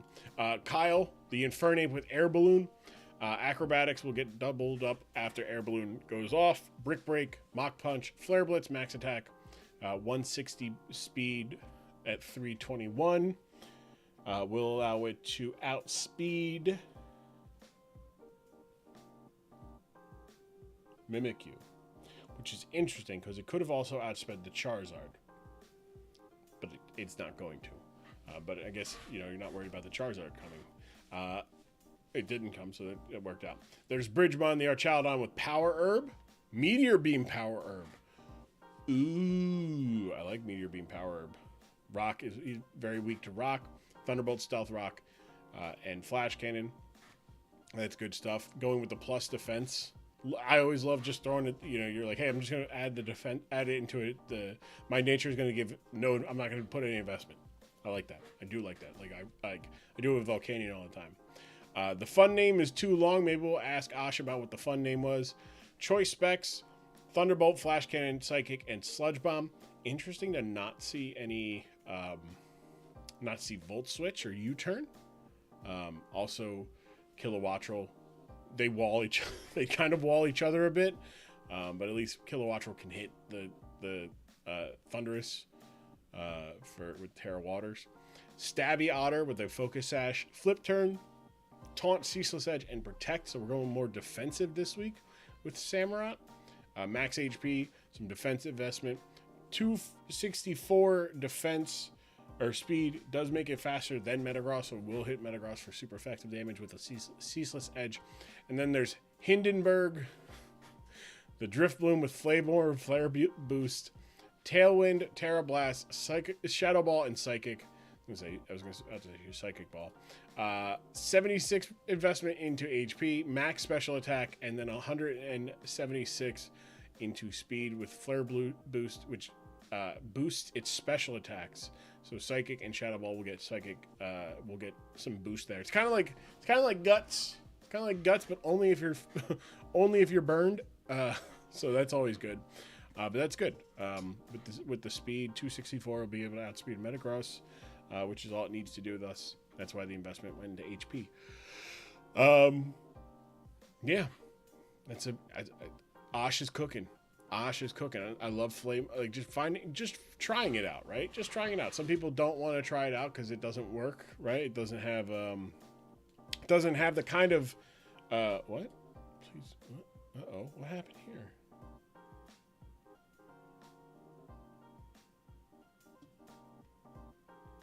Are we still live?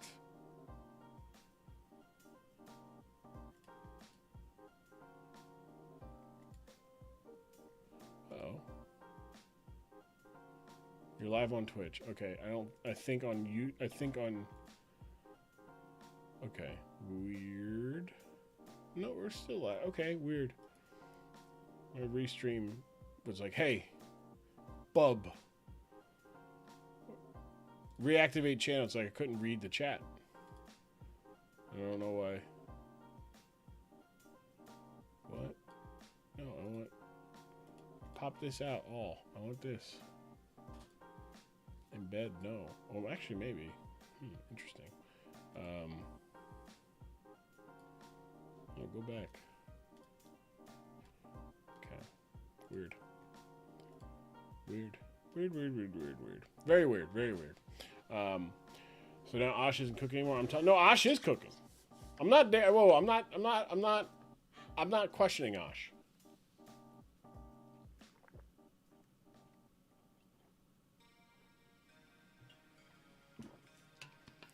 The cringy, smelly boys. Slander, Sue. I'm gonna be a lawyer, bucko. Pat talk shit about this team. Look. Here, Pat's...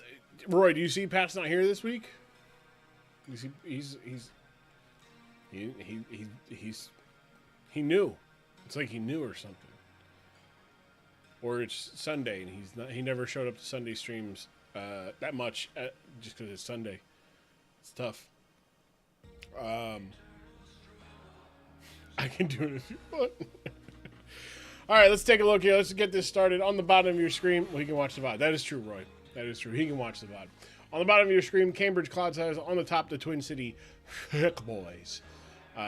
Cambridge will lead with Quackable as the Thick Boys are going to send out Stabby Otter. So it's Water Starter versus Water Starter, but one has a clear type advantage over the other. Quackable is going to get the Aqua stat up first, though. Smart breaks the sash.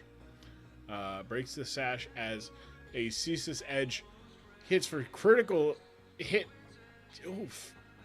I mean, you would like to have a little bit more health, but it's all right because the Quackable is going to outspeed anyways. Still outsped, but it does get the kill there with the close combat as Cambridge takes the first blood of the game on turn 2. Quackable sitting at +1 attack, +1 speed against the Hindenburg. The Driftbloom getting scared out. Said, no, I'm not getting hit with Haze or Will-O-Wisp. No, thank you. This Hindenburg's going to tear it into a fairy type right away as Clodsire comes in on a Tailwind. So now there is a double speed in favor of Twin City. Hindenburg gets gets burned, so the special attacks are going to do double, including Psychic, which, or not double, does 50% more, gets a 50% boost to it. Clodsire gets down to about half health, gets the Stealth Rocks up, is going to recover a little bit thanks to Black Sludge, as Hindenburg takes a little bit thanks to the burn. Hindenburg, though, in pretty good spot. It's going to be able to hit another Psychic, except the Grimmsnarl is going to be coming in and is immune to it. It's a shame that the Hindenburg does not have Terra Blast, does have Shadow Ball, as Grimmsnarl is going to come in and be able to set up any kind of screen, specifically light screen. So that is good. Light screen goes up as Terra Blast does come out. It does have Terra. He does have Terra, though. You're right, Ash. I'm an idiot. I forgot it was Terra Blast as well. Because my brain's like, oh, it's got Haze. It doesn't have Haze. I don't know what I'm fucking talking about. Or Strength Sap, I thought. Yeah. Someone doesn't know Ash does not fear. Didn't know Ash does not fear. Doesn't. No fear in that heart. Metagross comes out behind the screen. Is going to take 8 health. But it lost overall 20 on the switching because of that one spike. That one spike going to come into play as the more that Cambridge switches in and out, just as much as the rocks for Ash and the Twin City will. Heavy Slam takes out the Hindenburg. The Hindenburg crashes. They say it was an internal combustion. No. It was a giant supercomputer with legs crushing the body of the Hindenburg. Kyle, though, is going to come in with a Flare Blitz on an Akaberry that does not do. This is about 40% there, but will be able to live. But will not live the recoil from another thing. There goes for the Brick Break to get rid of the screen as Metagross lives.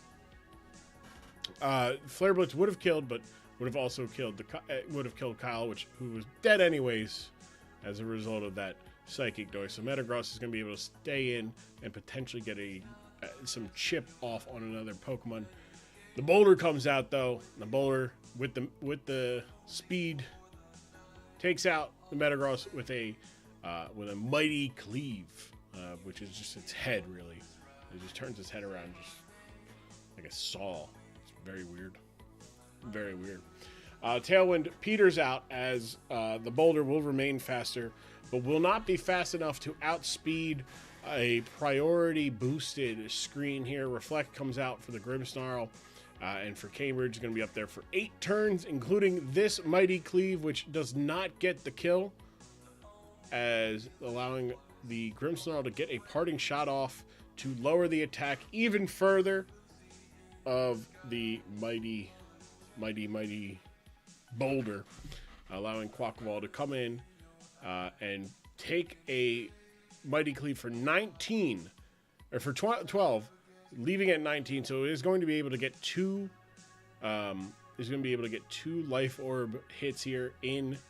It's going to go for a Aqua Jet onto Bridgemon, whose stamina is going to go up a little bit here, allowing for an very interesting play as Cambridge is going to go for a close combat into the Thundurus. Thundurus lives after the rocks. Quackball goes down to, self-sabotages itself. And the fun name is too long for the Thundurus. Out comes Regice, who does take some spike damage. Tears into a Steel type 2, be immune to resist this incoming Flash Cannon. Good lord. That's no investment in the special defense other than just having a assault vest on the Regice. Insane. Regice is going to be able to, behind a Reflect, max defense. It is a Steel type now. He's going to be able to tank a hit here as Ash throws out the Iron Boulder, but then doubles back to the Archaludon to take 20% from the Flash Cannon. Bridgemon can get rocks up, but very passive turn for Ash, as the Ice Beam is going to take Bridgemon down to about 7% health. And it is double defense, but there's no body press there, as Regice is going to be able to tank, eat, munch on that Thunderbolt, land for an Ice Beam, putting the entire fate of the world into the capable hands and head axe thing of Iron Boulder as the Reflect wears off. But unfortunately, Iron Boulder is going to have to pick what move that is resisted to use, because it cannot spam Earthquake, it cannot spam Psycho Boost. Does not matter. It's going to get spammed into the ground as Flash Cannon removes the Iron Boulder, and Cambridge gets a 4-0 victory. Their first victory of the season. Roy Johnson's first victory in the DSPL. You love to see it, Sandy. You love to see it. It's a great time it's always fun to watch a general manager get their first win. Great to watch Pat's team win again. It's a shame Pat couldn't make his own team win, It just, sometimes you just draft a team and sometimes somebody else just pilots it better. And hats off to Roy Johnson. Did exactly that. Getting the win. First win for Cambridge this season. It took 1 week last season for Cambridge to get their first win. This one a little bit more because Duff Guy Pat didn't want it enough. That's what he's saying. That's what they're saying. Didn't want it enough. But you know who did want it, Sandy? Roy Johnson. GG's Roy. Fuck Pat. Oh look, we got Corns here. All right. How is it the one guy who didn't have to go anywhere?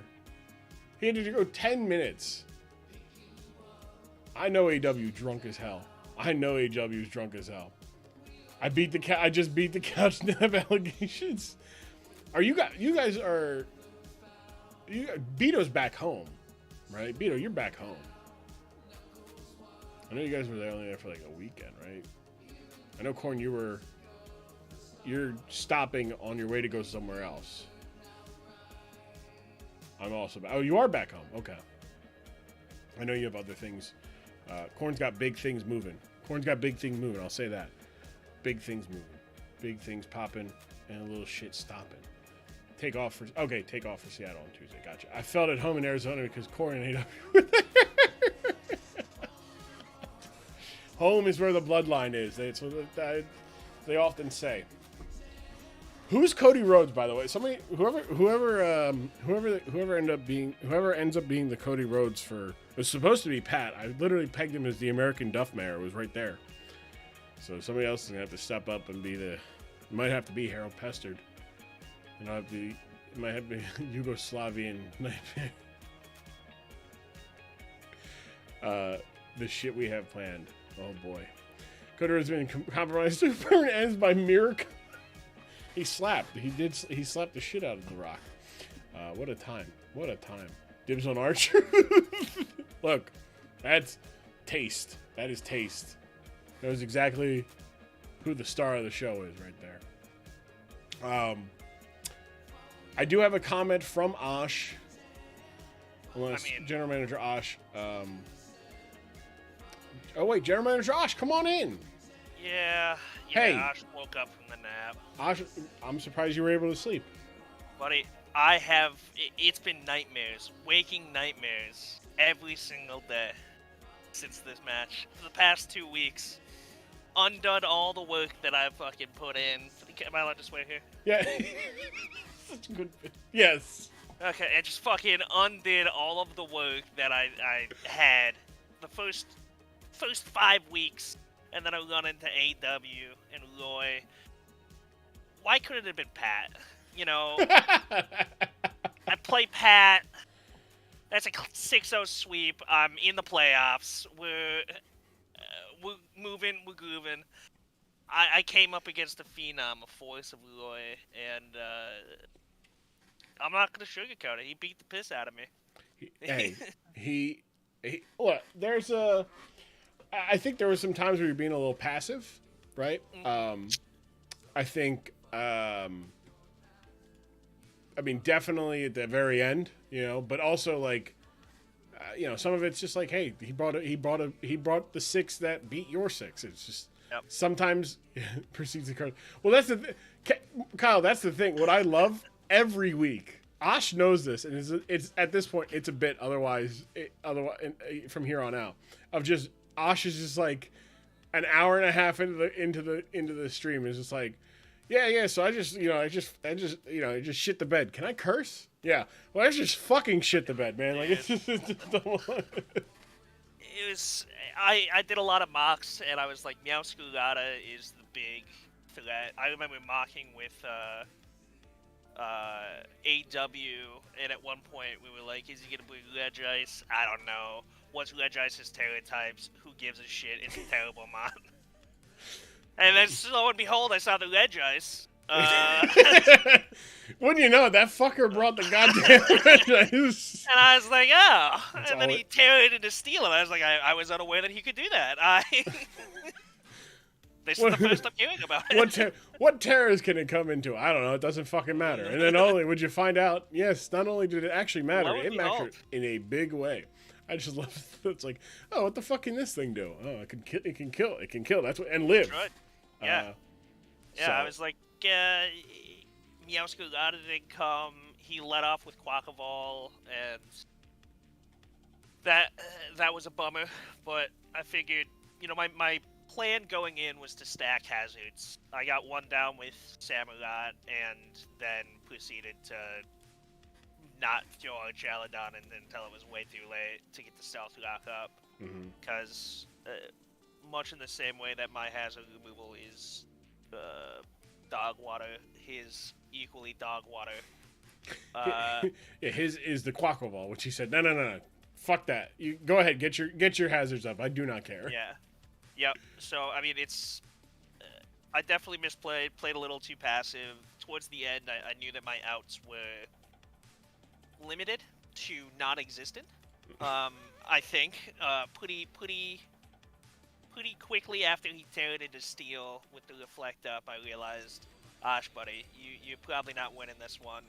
Truth be told, I probably should have gotten earthquake on the fucking whatever it is, ledge ice, ledger steel. Oh yeah. Just to get another kill, just to not get beat by too bad. Instead of a squash, it turns into get a little offense in. Mm-hmm. Somebody looks at the box score and they're like, "Yeah, maybe something happened here." Nope. No. No. I love the flare boost. Just trying it out. Seeing what we got there. You know. Yeah, and I knew he was probably gonna bring screens, and I probably disrespected the screens too much. Just really gutted my ability to do anything. Had to give up the Infernape in order to... I mean, I could have traded Infernape for Metagross. I don't think it mattered. I prefer getting the screens down. Yeah. But then that fucker, that Grimsnarl comes back in and just throws a reflect up. Ruins my whole day. Yeah. It's like, yeah, I got rid of the screens. No, you didn't. No. No. For now. I did for now. That's cute. He thinks he got rid of the screens. He doesn't know. Yeah. So I mean, it was a bummer. It was a bummer of a game. I had a lovely dinner with my mom that night. I had a whole bunch of coconut milk. I'm allergic. Went home, played this match. Just narrowly avoided shitting my pants the entire time in the match. Then shit my pants in the match. Then narrowly avoided shitting my pants outside the match. And, you know, just a generally not a great evening for the Osh, man. This is what Osh looks like in my canon. It's like a sock. Buddy, My not hairy enough. That sock is bald. But not hairy enough. But is this specifically a sock puppet? It's gotta be a fuzzy sock puppet, but with like no fuzz on the top. Nope. Well, because every time I see Ash's profile pic, as it's like really small. Oh, because it's just like without looking at it, I just I see like Elmo, and so I'm like, all right, like it's just like a little puppet. I will say, Osh, I've noticed you got off of the Hollow Knight a little bit after the last week's game, so I gotta get back into it. So you followed through on your commitment to what you said last week. Yeah, I beat Hollow Knight. I did the full 112%. So we're in a new mind frame. Still probably playing too much Balatro. Gotta lock in. There's new games, you know, Hell Divers. Yeah, I was gonna say we're gonna do Hell Divers, and then we're just gonna be like, you know, damn, what was Osh cooking? It's like, I don't know, but all I know is he was killing some bugs. He was killing some bugs. Just fucking some stuff up.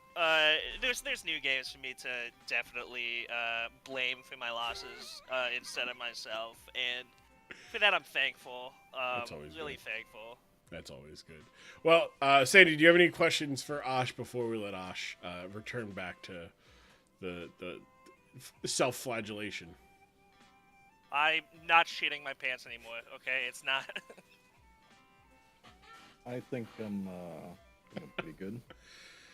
Okay, all right. I think Once Osh look, don't ask me any questions about shitting myself. I'm done doing that. General Manager. For now, there's still more weeks. There's more time. There's more coconut milk to be drank in the state of Minnesota. Yeah. Osh, thank you, General Manager of the Twin City Thick Boys. Appreciate it. We're about to go grab some curry before our Week 9 match. I know a spot, Corn. It's so good. It's so good. I'm horribly allergic to coconut milk. Osh, thank you for joining us, bud. Yeah, we'll see you next week. Let's get Roy in here, the victor, the Hello. first career win in the DSPL. Roy Johnson. Yeah, this was definitely really exciting. I will say, first of all, I think Osh played very, it was a great game. No hate to Osh at all. I did think there was some minor misplays that I think gave it an easier win. I'm not even saying the win was guaranteed on my end, but definitely some misplays. I think I'm surprised at how much the ice beam with Regice did on the Archaludon. That I'm surprised by, because I knew obviously it was very defensively bulky, so that's why I prepped a lot of special attack, a lot of special attack mons specifically for Arch is obviously one of the biggest annoying threats to deal with. So I knew I needed some kind of special attacking pressure on it to get rid of it, because I knew that would be one of the most annoying mons to deal with on Ash's team. I think a lot of people underestimated Regice going into this battle, and I think that's going to be a mistake that people don't make in future weeks, just because, and even I didn't really see much into Regice, but like at least in this game, it gave me like a three wins, and I think the main thing was I made it a Terra Captain, because that was what I wasn't able to make any changes to my team or anything like that because it was just that late. I didn't have the time, but I did have the chance to make some minor Terra Captain changes. It was so I made Kilowattrel and Regice. Kilowattrel obviously because it makes a really great Terra Captain when it gets a chance. But Regice, I was looking at the mons that were under, like I think 9 and under. I think is the limit. I'm not sure exactly. Yeah. And I was looking at the mons that were there on the team already that it could be Terra Captains, and I noticed just how beefy defensively Regice was, especially the special defense. The special defense is insane. I know it was kind of evil that I gave it an assault vest. Yeah, it's kind of. He said, "Hey, I'm not going to invest in this, but here's a base 200, 200 base special defense Pokemon. Let's put a vest on. Yeah, I know. I wanted that thing to be super, super bulky, and especially with the Terra Steel. And interestingly enough, I only did like two rounds of mocks. One with you, Grim, and one with Orin. And I think obviously yours was more substantial in general. But it was interesting, given those you were considering. There was a note where you considered you wanted me to drop Regice and maybe consider Mimikyu for the team. I think you mentioned that. Yeah, there was because I think on our mocks you were tearing the Kilowattrel before the Regice, so the Regice just kind of comes in and like dies to just anything that is not any physical move is an ice type, it dies. But a couple changes obviously. Hey, as soon as you tear the Regice into a steel, it's like, oh wait a second, hold on, we're in trouble though.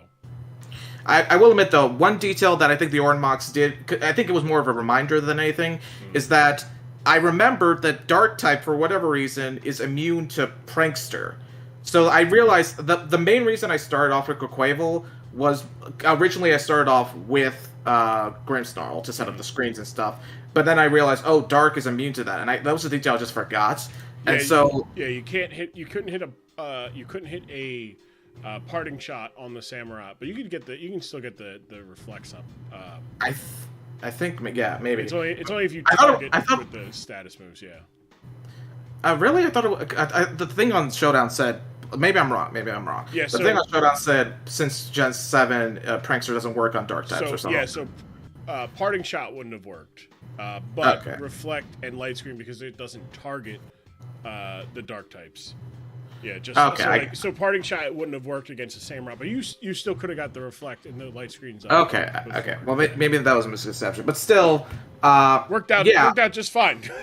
Yeah, I think it was fun. It was really interesting. I think Regice was the surprise factor that I think made the match because I think I played really well. I will say I think I made. But was there anything you thought was interesting about the match on my end? I really liked Akaberry Metagross. I really liked because it was going to be a Assault Fest. It was going to be a Assault Fest at first. That's why they were all attacking moves. Yeah, and Akaberry does a good job covering in case because Osh cooks. Lord knows Osh cooks. Yeah. So you could have been like, all right, I'll go with the Assault, and it's like, wait, Flare Blitz just nukes me. Yeah, I think honestly, during that second Infernape turn, I think the Flare Blitz should have been the move, honestly, even with the screen up. And then I think it was fast enough for most of the other mons. And maybe, was this not Speed Quavel? Or what, the Infernape? Yeah, the Infernape. I believe his did not, or his did, just not after Aqua Step. Yeah. Yeah, but I think it could have probably gone. Well, I don't know, but still, like I think there was a chance to get the break after killing the Metagross, because obviously, Yeah.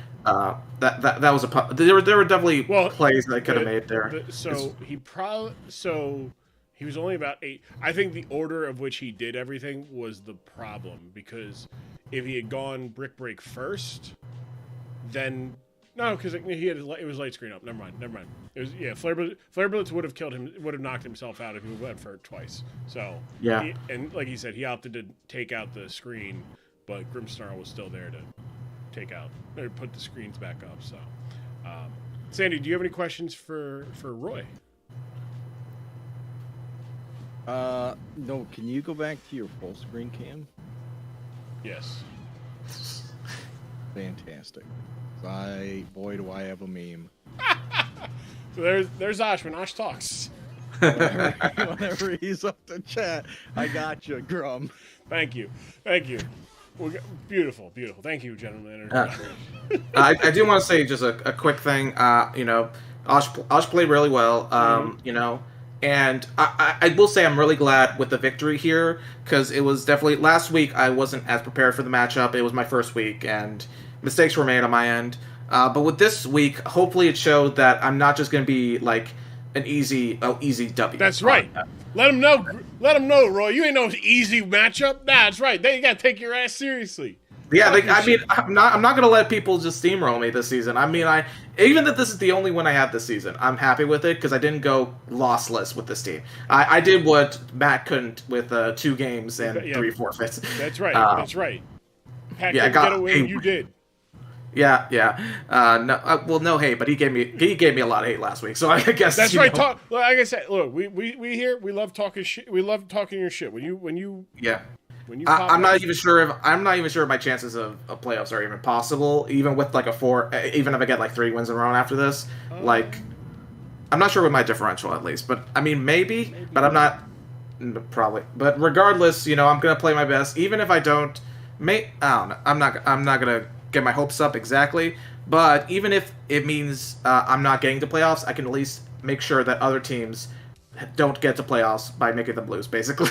Put the pressure on them. Put the pressure on them for not putting you down. You don't. Exactly. Should have put the bullet in between my eyes instead of between my shoulder, pal. Yeah, exactly. I'm hoping, maybe this could be like the start of a 4-week winning streak. I doubt it, but we'll see what happens. But regardless, I'm gonna continue to do my best with these matchups, and yeah, let's see how this goes. Even if I don't get to playoffs, this will be a very fun season as a replacement coach. So yeah. Absolutely. Win best comeback of the season. Yeah, exactly. Yeah, I mean that's gonna be like a participation trophy if anything, but still. Well, Roy, thank you so much. Congrats on your first win in the DSPL. We'll talk to you next week. Thank you very much. We've got 4 more matches. We'll do our 4th one here, and then we'll take a break after this next one. We've got Montana, and we've got Colorado. We're going to start things off with Montana. Cornman, and his side of things. He made some changes. He's brought all 3 of his new Pokemons. He brought Cleavor, he brought Staraptor, he brought Muck. We'll take a look at his team here. Cleavor with Choice Scarf, Sharpness, 273. I believe after the boost from the Choice Scarf will allow it to Stupid. It should just. Where's this thing? I do the thing where it should say Muck Alola, and then it does Muck Alolin, because my phone autocorrects it. There we go. So This is Corn's team. This is Corn's team. This is the Montana Marowaks. All right, we're gonna have to talk about renaming. I hate the name Todd. Bad name, we'll Todd. Workshop it. Yeah, you heard the you heard the advisor, you heard the wise man, Corn. Todd the Axeman. 273 with some speed investment will make it outspeed a Iron Bundle without a speed booster, so that'll let it hit it super effectively with Ice Scissor, or not Ice Scissor, hit it super effective with Stone Axe or Close Combat, max attack, and the rest in HP. So Stone Axe, much like Ceaseless Edge, allows stealth rocks to be put up on the other side while doing a lot of damage. And then with Sharpness, it gets a boost there, so it's a very dangerous move. X-Scissor also gets Sharpness boost. Or no, I don't think it does. No, I think it does. It does. Then we got Dragon D's, the Hisuian Gudra with the Assault. Again, what is with you sick fucks? You sick fucks and putting a fucking Assault Vest on these fat Pokemon on the special. This is ridiculous. This is uncalled for. Uncouth. What's wrong with you? Have some shame. Body Press, Heavy Slam, Fire Blast, and Ice Beam. Good lord. Sap Zipper to really just be a dickhead to the Decidueyes. And there's Quagball, the Quagsire with Leftovers, Unaware, Liquidation, Snowscape to get rid of Sand. I like that a lot. Recover and Toxic, max HP, max defense. Good stuff. The Iron Valiant with Booster Energy, Aura Sphere, Calm Mind, Moonblast, and Vacuum Wave. We'll get a special attack boost, 352. Or no, we'll get a speed boost. 352 will allow to outspeed Cinderace and Iron Bundle. 352, by the way, lets it outspeed everything that is slower than it if it comes in after the speed booster goes off. So that is important as to why. Oh, I didn't go do this or do that. Don't need all that extra one, right? We talked about this special attacking nature, or special attacking focus, which is pretty good as both defenses aren't great, but special defense, especially for like the Iron Boulder, is really hits really hard there. When I was a young boy, aka when I was a young boy, Staraptor with protective pads. It's not a phase. Sandy, that Staraptor is a full-grown emo bird. Reckless ability, Brave Bird, Double Edge, U-turn, and Close Combat, max attack, and 303 speed makes it outspeed Excadrill outside of Sand. And then there's Alola Come.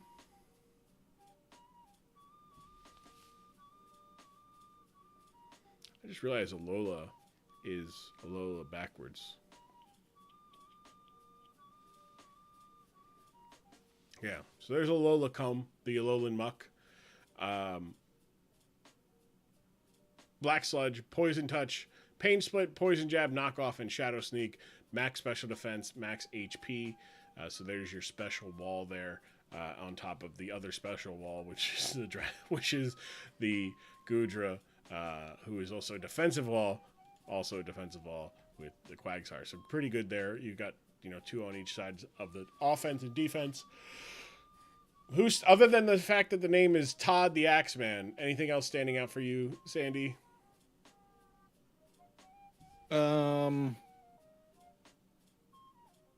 it's just an absolute shit name. It's just a shit name. Poor Todd.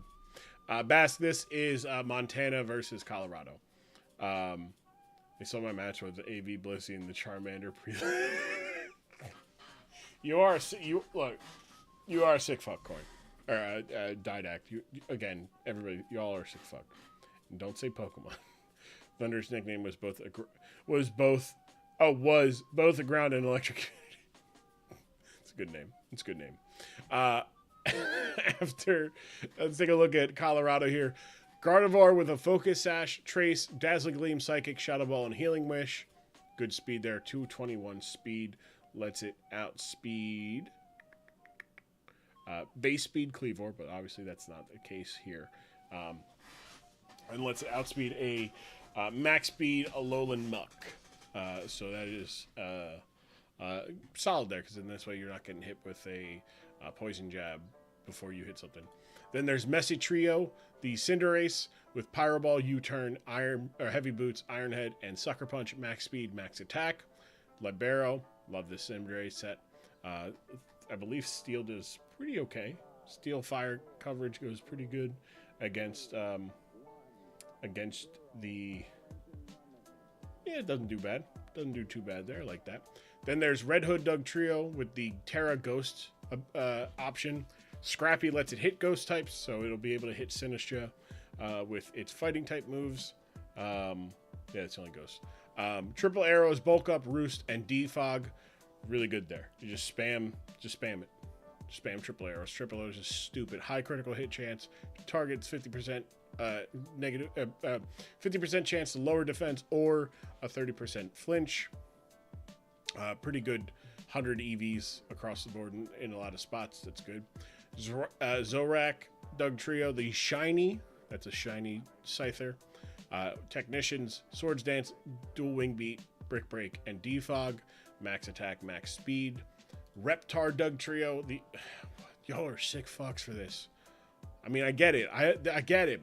But Sandstream plus, that's Sandy, in the sand, this Tyranitar gets a 50% boost to its special defense. With an Assault Vest, It gets a 50%. It gets that is going to be 474 special defense. Yeah. That's disgusting. It's rude. Absolutely rude. I love tanks. Look, we're gonna get a World of Tanks sponsorship. All right, It's Sandy, the wall. you just get to talk about tanks. What was Thunderous's name in the battle was fun name was too long. Osh wanted the name to be both, like, the name is space quotations, both a ground and electric community. That was the whole thing. Very long name. And then Doug Trio Von Erich, horrible name. Rocky Helmet, Excadrill with Sand Rush, Earthquake, Ironhead, Rapid Spin, and Rock Slide, max speed, max attack. Sand Rush doubles the speed in sand, so that's good for the Excadrill. Anything standing out for you, Sandy, for Colorado's team? Nothing in particular. Okay. It's a pretty solid team. Yeah, solid team. I like the Red Hood Trio.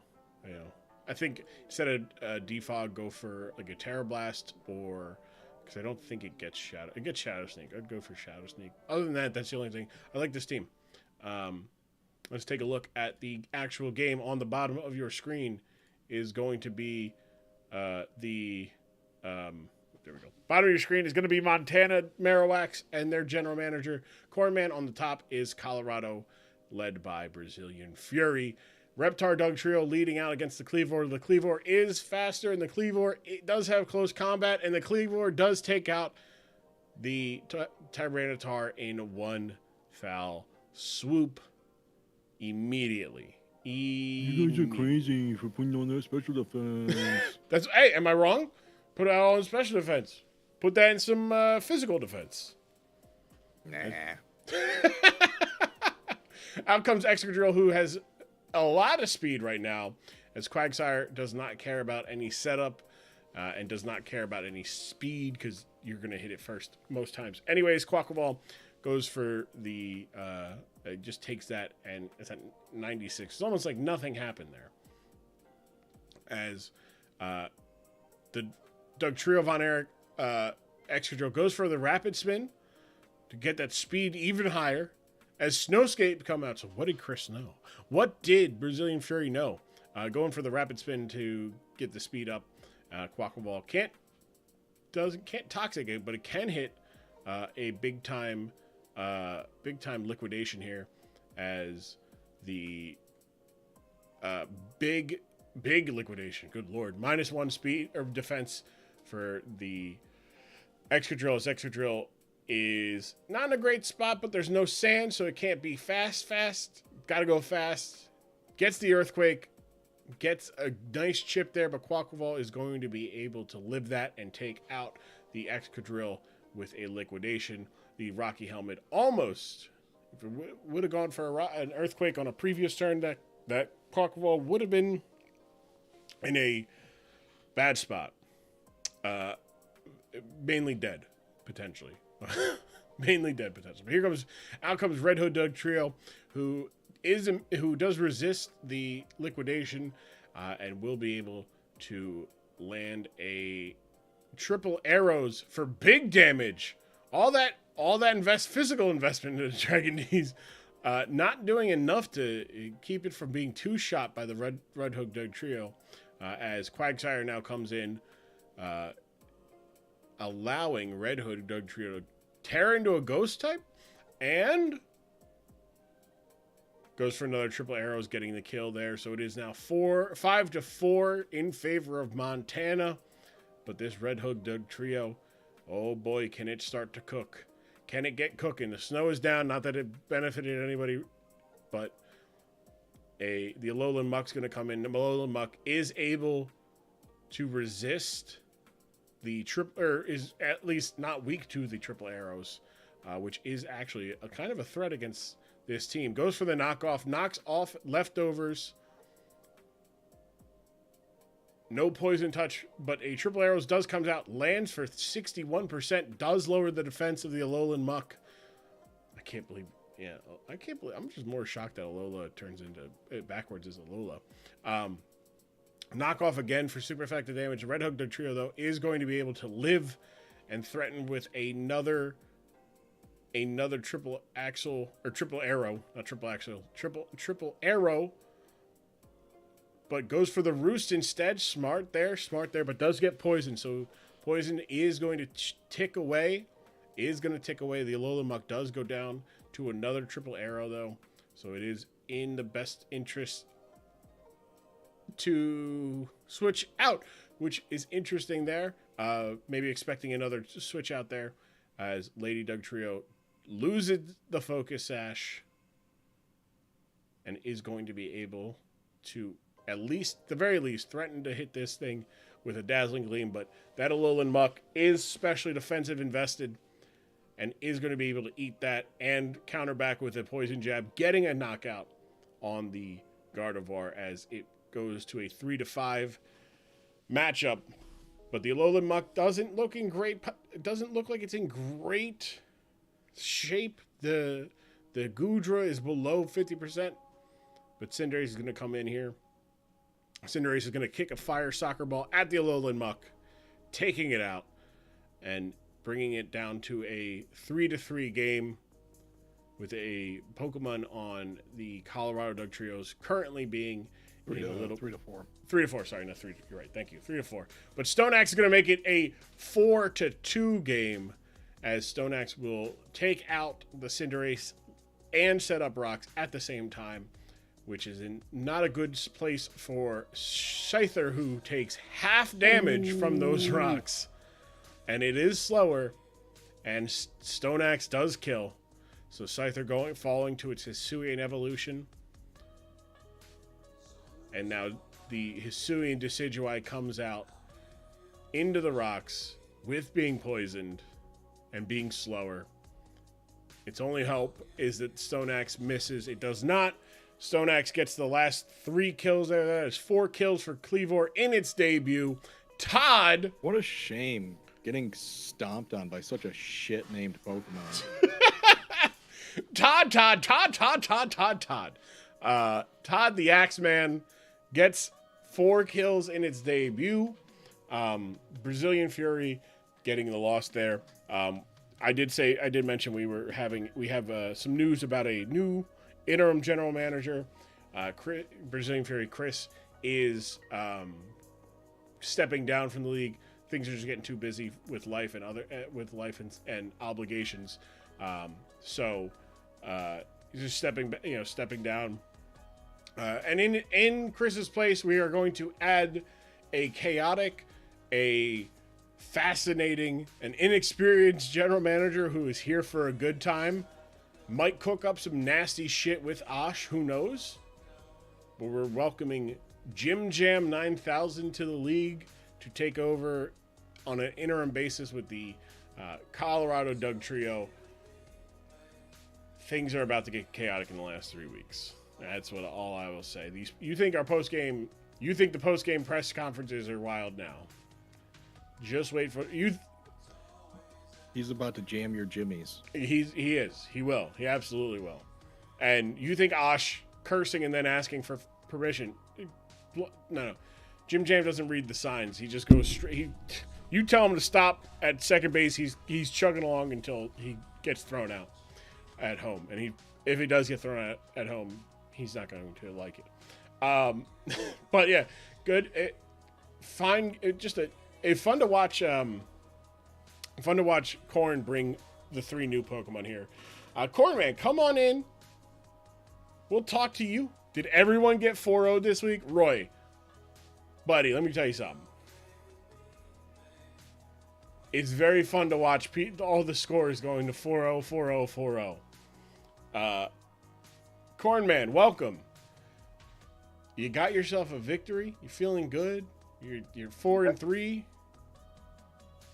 How's it feel to get show off the Cleaver the first week you got it? Oh, it feels great. It feels great to identify a hole on the team, go patch it, and then use all the fun buttons. I gave a little preview last stream that the fun buttons were going to be clicked, and they were. So it did not disappoint. Boy, were they. Love Todd. Do you how do you feel, Sandy? You can ask Corn here about this name. It's an absolute shit name. What were you thinking? So it's named after a beer from Surly Brewing Company. It's a beer or a brewery up here in Minneapolis. It's my favorite beer from them, and it's called Todd the Axeman. And seeing that Cleaver had 2 large axes for hands, I thought that would be an apt name. I mean, he's not wrong. He does have axes for hands. Does he not? Sandy, does he not have axes for hands? Yeah, but I didn't say it was a shit name because he's the Axeman. But it's a shit name because it's Todd. He is the Axeman, though. Yeah. Todd is the Axeman. Like, that is the whole thing. I don't know. I would be if I was look up like the lumberjack sports, like winning it, bestest winning guy. Oh man, name's probably not Todd. Let's see. It might be. Let's you don't know that. I don't know. Todd seems a very steel lumberjack games. I just want you to know that Todd is a person who murders children. You saw what it just did out there. Killed an entire family. It did. Can I get the Steel Timber Sports series? All right, let's see if we get who's got the. There's a Hall of Fame. Yeah, man, they There is take a Hall that shit of Fame. serious. I know, I do. Let's see. I've watched some fucking competitions. Dog, it's so much fun to watch. All right, let's see. We got Mel Lentz. Mel Lentz is showing up. Jason Winward. Oh my God, the Australians are whooping our ass in this. That doesn't surprise me. They're Australians and New Zealand's. What are the Kiwis and the Roo boys doing? What the fuck? Good Lord. Paul Bunyan rolling over in his fictional grave. That's a pretty good name. You should name it Paul the Axeman.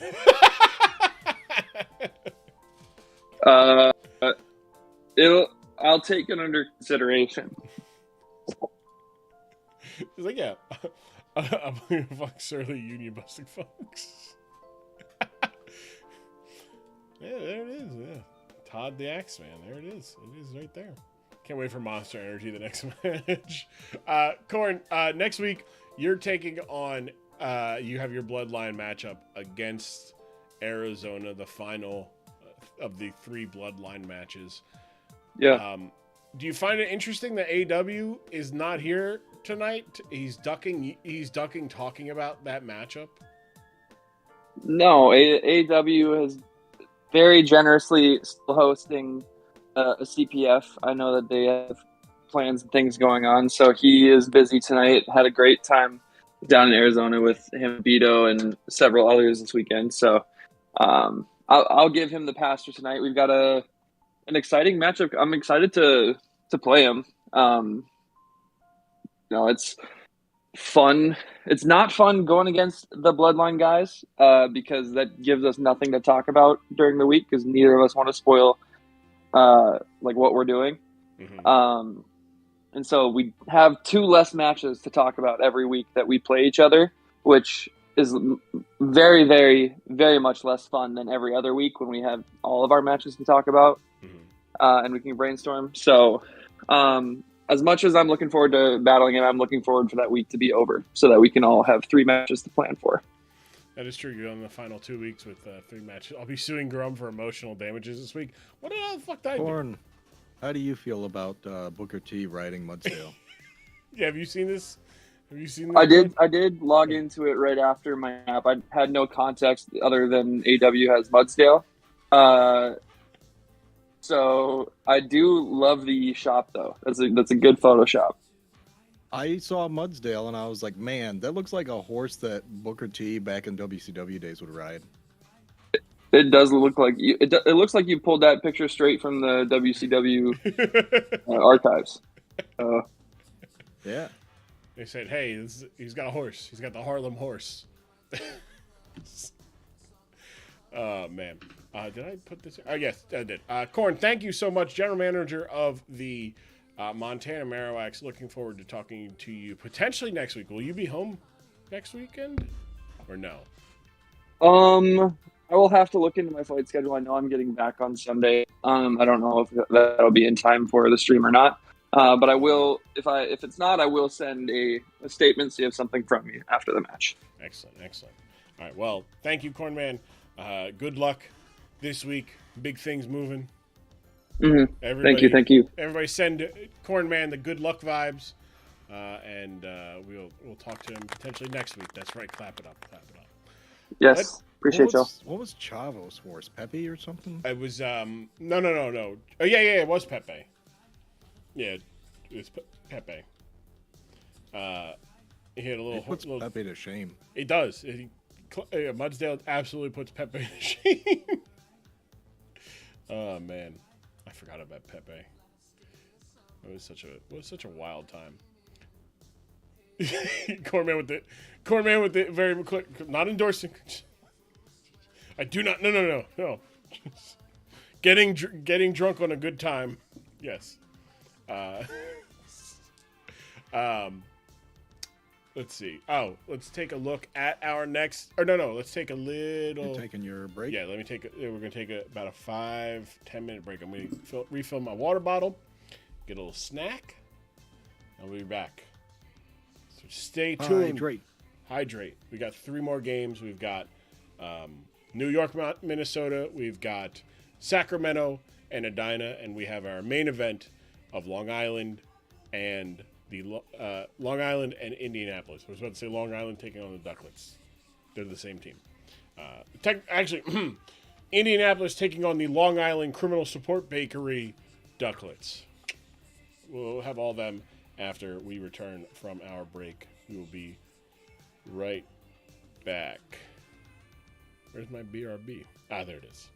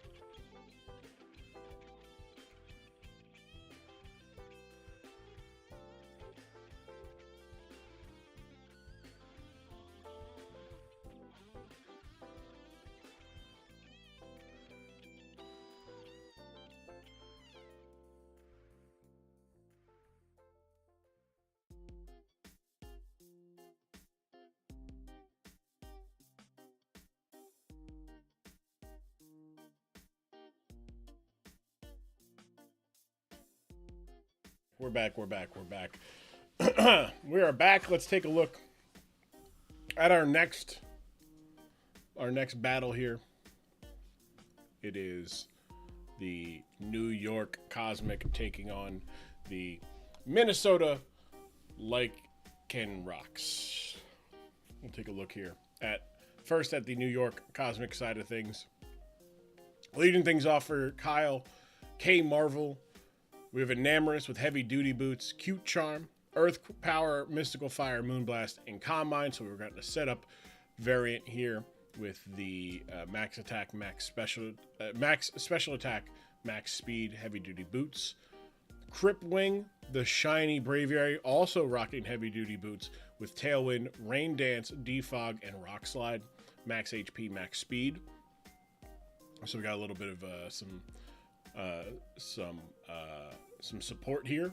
Got a little bit. I like bringing Rain Dance. Get rid of the sun, force those proto boosts to be used, those booster energies to be used right away. Then we got Ogre Pond Wellspring, rocking Spiky Shield, Horn Leech, Ivy Cudgel, and Solar Blade. So we do have, hey, we're gonna take advantage of, let's take advantage of this a little bit. You bring the sun, that's fine. 282 speed. Let's see here. 282 speed does, I think it's 6, right? Yeah. 282 speed gets it does not get it faster than a Venusaur. Venusaur in the sun outspeeds it, but also does not get it faster than a Slitherwing, but Braviary, or your Braviary. So it is slower than the Magmortar, which is probably the more potential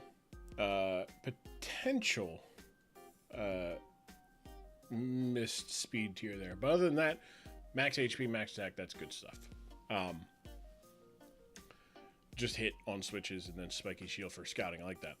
Then we've got Optimus P, the Iron Treads, Soft Sand, Cork Drive, Earthquake, Volt Switch, Knockoff, and Ice Spinner. Max attack, max speed. 311 allows it to outspeed a max speed Magmortar, but it does mean it is slower than a max speed Slacking. But it was always going to be slower than some of the important ones. But that's all right, because there's plenty of speed here. With Coco Thunder, the Surge Surfing Expert Belt wearing Alolan Raichu, Terra Ice for Terra Blast. So that'll be good against the Dragon types. Draining Kiss, Thunderbolt, and Volt Switch. We've got max speed, max attack. That's going to be 700 speed. That'll certainly be faster than a Roaring Moon in the sun. If the Roaring Moon, unless the Roaring Moon is rocking a Choice Scarf in the sun with Proto Boost. Other than that, nothing else will be even coming close to Raichu speed-wise. Then there is GE Fire, the shiny Rotom. So we've got our second shiny Rotom of the week here with Terrain Extender, Electric Terrain, Rain Dance, Thunder Wave, and Volt Switch.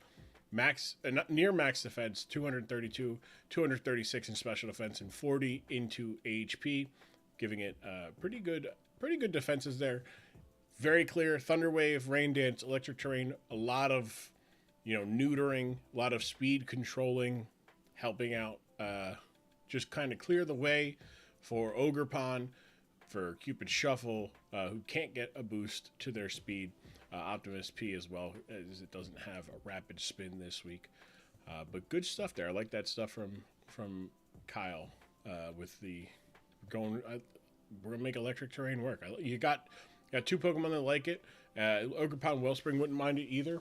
And the only Pokemon on the other side of the other side that does benefit from that is the Raging Bolt, but Raging Bolt doesn't look great this week, as you have Ogre Pond Wellspring, you have you have a ground steel type that walls it. You got Goodra can kind of tank some hits as well. You have Enamorous, for its dragon typing. So it's good stuff there. Good stuff there. Taking a look at Minnesota and Basque's team, leading off with Roaring Moon, RuPaul's Dragon Race. Got Earthquake, Dragon Claw, Dragon Dance, and Knockoff. We've got a booster speed this week. We got 370 in the speed department, so it'll be faster than everything except that Alolan Raichu, if there is an electric terrain. We've got Dragon Dance. If it gets the Dragon Dance off, though, it will be in fact faster. Okay, I'm gonna make sure I was Gangnam style. The Gengar with Focus Sash, Curse Body, Sludge Bomb, Toxic Spikes, Nightshade, and Destiny Bond. 357 special attack, 319 speed, so it will outspeed most things on the other side of the field, which is important if it wants to get that Destiny Bond off. Curse Body, preventing Pokemon from spamming some moves potentially after it dies if it doesn't get a Destiny Bond up. Then there is a Zoomeryl, Choice Band, Knockoff, Liquidation, Play Rough, and Aqua Jet max attack.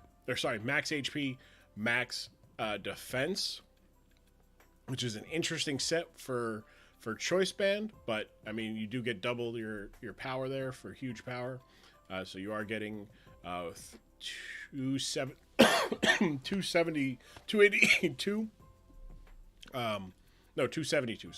272. With the Choice Band giving it a 50% boost from there, so it is a little bit better for you know. So it's not bad. Take into account the defenses as well. Then there's Ashy Larry, the Torkoal with Heat Rock, Stealth Rock, Rapid Spin, Earthquake, and Lava Plume.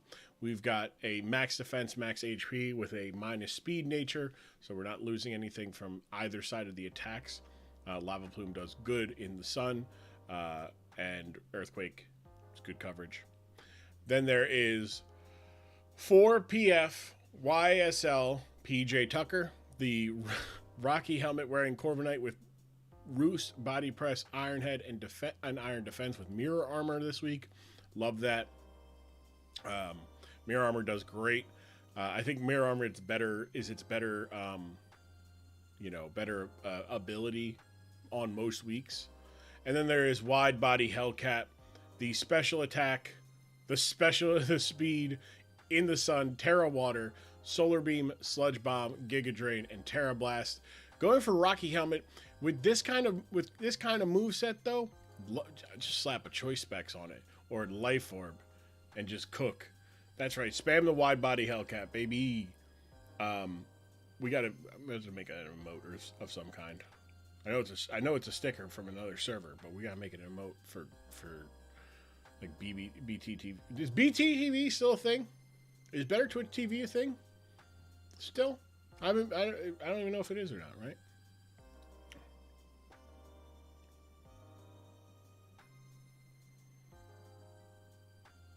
Oh, okay. Interesting. All right. That's why did Bass give up on boy, we'll see. We'll see. But that is a dangerous Pokemon right there that will not outspeed the does not outspeed the Raichu, but can play some games with Raichu, Terra Watering when he goes for a Terra Ice Blast and all the such. So we'll see what we get from this week's matchup here between the New York Cosmic and the Minnesota Lycanrocs. On top of your screen is Basque's Lycanrocs. On the bottom is the New York Cosmic led by K Marvel. Leading off, we've got Gengar against Rotom Heat. Rotom Heat going to go for a Rain Dance, perhaps? An electric terrain as Gengar gets off a layer of Toxic Spikes, but that means that Gengar can go for another Toxic Spike here and be free to do so. Now, the Volt Switch goes off, breaking the Focus Sash, allowing for a Iron Treads to come in. I love the terrain on this. I just love it. It's just nice. Destiny Bond, because it is outspeeding, so the Destiny Bond goes up. Optimism P has to go for an attacking move that would probably likely kill, being Knockoff, as Knockoff will kill, takes out the Gengar, but the Gengar will bring Optimus P down with it, meaning the Iron Treads goes down. It is 5-5.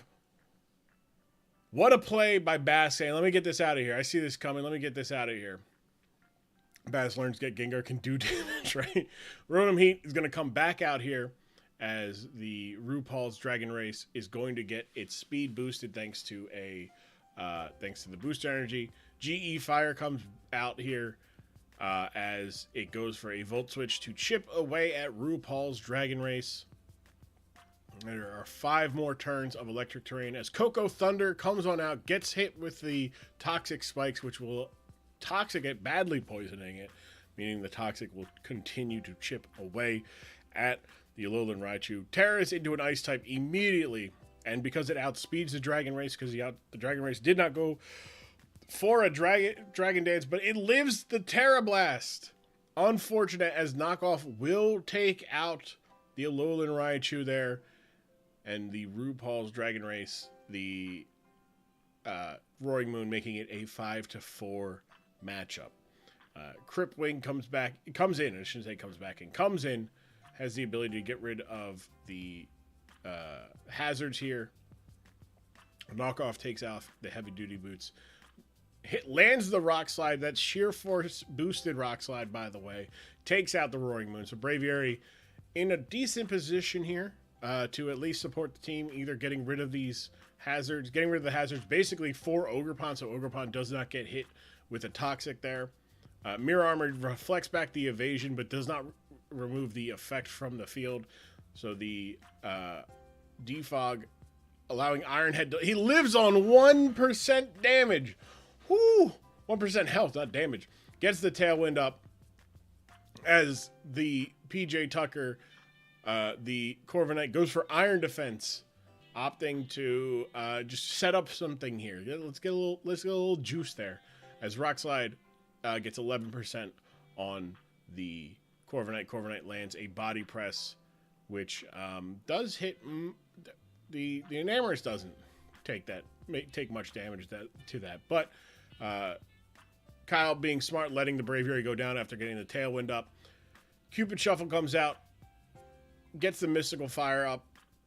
It lowers the special attack 100% of the time, but because of Mirror Armor, lowers the special attack of Enamorus. But it doesn't matter because Corviknight's Ironhead gets claims another. This PJ Tucker. This is not no PJ Tucker. We got to upgrade the PJ Tucker. PJ Tucker don't score like this. No. It does not score like this. Rotom comes in, lands a Volt Switch that does knock out the Corviknight, meaning we are guaranteed to have our first non-4-0 victory. If it so happens, it could be a 2-0 victory, a 1-0 victory, or a 3-0 victory. That is how it's going to play out here. Ogerpon is going to come in. The Tailwind has petered out as Venusaur comes out.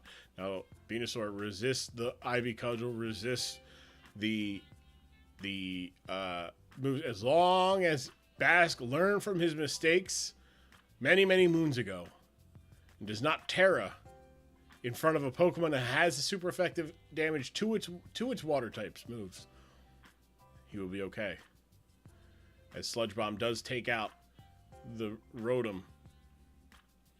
Rotom Fire going down, so that is a knockout for Venusaur. It is now down to the Ogerpon Wellspring against 3 Pokemon, 2 of which it does have super effective damage for.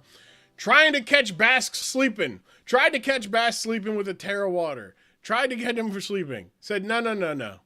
Bask learned from his mistakes. And as a reward, lands the crit on the Sludge Bomb and takes out the Ogerpon. So Bask wins 3-0. That is quite insane.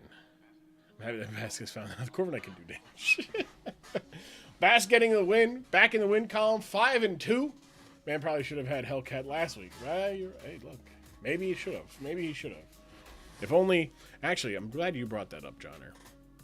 I'm glad you bring up the Johnner the chatter, not Johnner the character. I'm glad you bring that up. We will have an update about that. 3-0 victory. Sandy, Bask pressed the damage buttons. He just went fast and hit the damage buttons. And what we asked him to do. He's doing good. 5-2 looks pretty good. 5 wins guarantees 500. 5 wins puts you in good position to make the playoffs. What is that game? That is Pokemon Showdown. You're welcome, Harold. Is only real when I'm taking questions or correct. Yes, I know how it works, John. It looks good. Thank you, Jericho. Thank you. It is it's just Pokemon Showdown. It's just you go PokemonShowdown.com. Just a really Bass played really good. I think Kyle played really good too. I like to speak for the people. Kyle played good. It just got caught with the Destiny bond. Great play by Bass there. It just is unfortunate because that is Iron Treads was pretty good. Not getting the kill on the Roaring Moon and your 2 big hitters in terms of power and speed and booster boosted Iron Treads and Surge Surfer Raichu are down, and you're like, uh-oh, that's great. But yeah, the thing there, yeah, I like to, yeah. So overall, I thought both played very well. K Marvel, Kyle, if you want to come on in, we could talk to you about this game. Hello, brother. If that's the something first, I'm driving the phone, so it's not grapple. Sounds like you're talking through a waffle. Yeah, I'm driving. So okay. I got you. Okay, got you. All right. It's all good. All good. All right. So you're driving. Yeah, don't Claude. Yeah, don't be driving and talking on to us. You can listen to us. That's fine. Don't be watching us. Listen, don't watch. Don't believe me, just watch. Yeah, I apologize. Yeah. What am I doing? This is what I want. All right, well then we'll talk to is Bass here? General Manager Bass, come on in, pal. Hello. Oh wait, hold on. I apologize. That was not courteous. Oh Jesus Christ! All right. Can I come in? Yeah, Jesus Christ! I'm like, there's a fucking window to my left. Why do I think? Boo! Hang a sock on the door. Yeah, no, come on. I had to be courteous. Give me a break. Wow. Bad bit. Bad bit. Everybody. Right. Everybody. Yeah, Was oh, that guy talking about bad bit. Okay. Wow. Well, ironic. Okay. Anyways, let's talk about the good bit that is you clicking the damage button. Yeah. No, I did it. And you won. Funny about that, huh? Mm-hmm. How did it feel getting back in the win column? You got you're guaranteed 500, right? Yeah. No, it felt good after actively sabotaging myself last week. And getting sabotaged by another GM. We don't need to get into that. I'm not salty. But either way, I think genuinely, I do want to say shout out to Kyle, because we were talking afterwards, and he was just talking about how it's really hard to stick with this when shit is not going your way. And I just wanted to say shout out to him for sticking with it. First season, it's hard. It's not easy. I lost 7 straight last season. It's not fun. So I just want to say shout out to him for sticking with it. And he's not bad, man. Like, he's really not. No, it should be commended. Like you said, it is not fun when things are not going your way. I mean, I know. Last season, Bash, you can speak to this, and this isn't to dunk on you in any way, shape, or form. Of course. It's just how it went. You started off real hot, and then started going, "Oh, I know what I'm doing," and started cooking a little bit, and you didn't know as much as you thought you did. No, absolutely not. It started like a spiral, because then you're like, "Well, I'm just gonna go back to what I did normally," and then when you went back to what you did normally, and it did not work, and you're like, "What the?" Because sometimes you don't know why you didn't have enough.